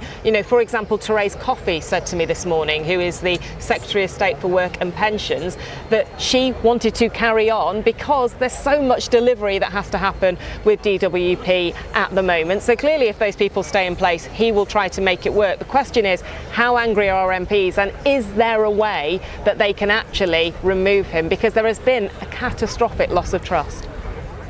We are, over the next weeks, going to be obviously talking about who's going to be the next leader. Question, is it going to be one of these people we're seeing walking into Downing Street right now? Have they made the right decision by staying? Should they have gone? Which was the better career advantage? We've also got the possibility, quite unusually I think, of some total unknowns being, well, to the public anyway, being in with a realistic chance. What's your hunch? Who's at the top of the list?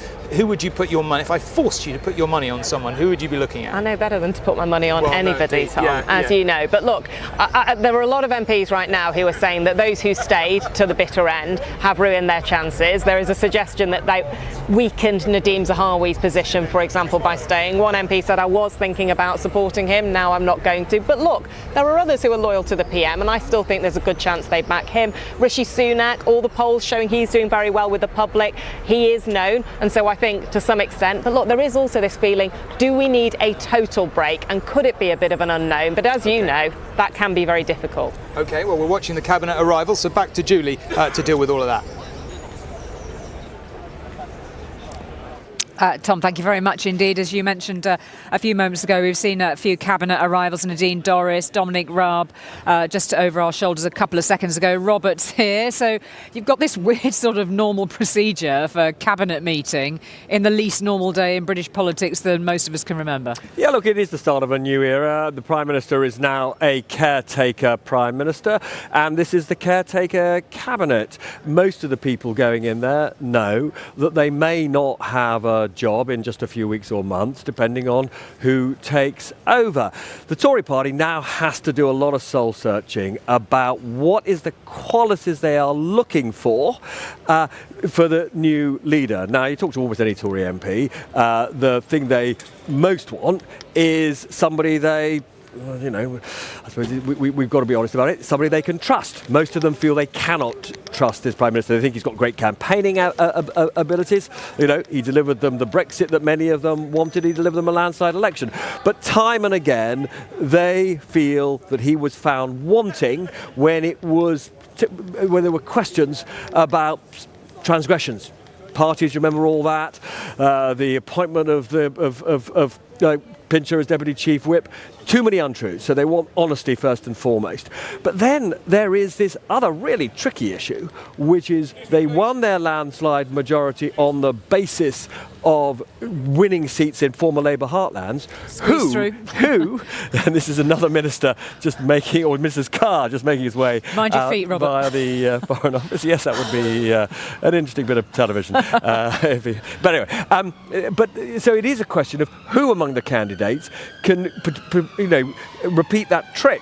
Really important achievement of Boris Johnson of getting both the South, traditional Tory constituencies to vote Tory, but also all those Midlands and North, the so-called former Red Wall, to vote for a leader. And it's not at all clear at the moment which of the candidates has that special magic. We should talk briefly about the intervention by Sir John Major within the last half an hour. Yes, I mean he is. Just to be clear, he does capture something that lots of MPs say to me, which is because of this collapse of trust in Boris Johnson, they don't think. He doesn't think, and some Tory MPs don't think, that it is safe for the Tory party for him to be there longer than a moment, longer than is absolutely necessary. And we've been talking earlier that actually on the basis of current debates going on about among those who are organising the elections, there's we could have a new leader in 2 months, or we could have a leader in something like 4 months. And John Major is saying it's got to be a matter of weeks. I mean, he even says in his public statement today he would quite like it if the members could be cut out of this process, so it could be really truncated and the Tories could have a new leader in just 2 weeks. I don't think that this party will take advice from John Major. We should not forget this is still a Brexit-dominated party. Many Tory MPs hate him because he was such an arch-Remainer. They're not going to listen to him, but the issues he raised are being raised also by Brexiters, so they're not going to go away. OK, Robert, thank you for all of your guidance and insight since we've been on air with this special programme, and that is where we will leave it for the time being on a truly historic day here at Downing Street as Boris Johnson resigns as leader of the Conservative Party. At 12:30, he walked out of the Thank you. That he had become what had become almost inevitable after a wave of resignations in the last 24 hours. I know that there will be many people who are relieved, and perhaps quite a few who will also be disappointed. And I want you to know how sad I am to be giving up the best job in the world. His wife Carrie, holding their daughter Romy, was watching that speech alongside his staff, loyal MPs and supporters.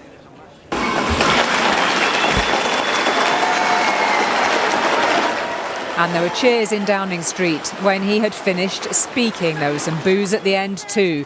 There has been little cheer in the Conservative Party this week, though. In total, more than 50 ministers have quit in the last 2 days, all urging Boris Johnson to go.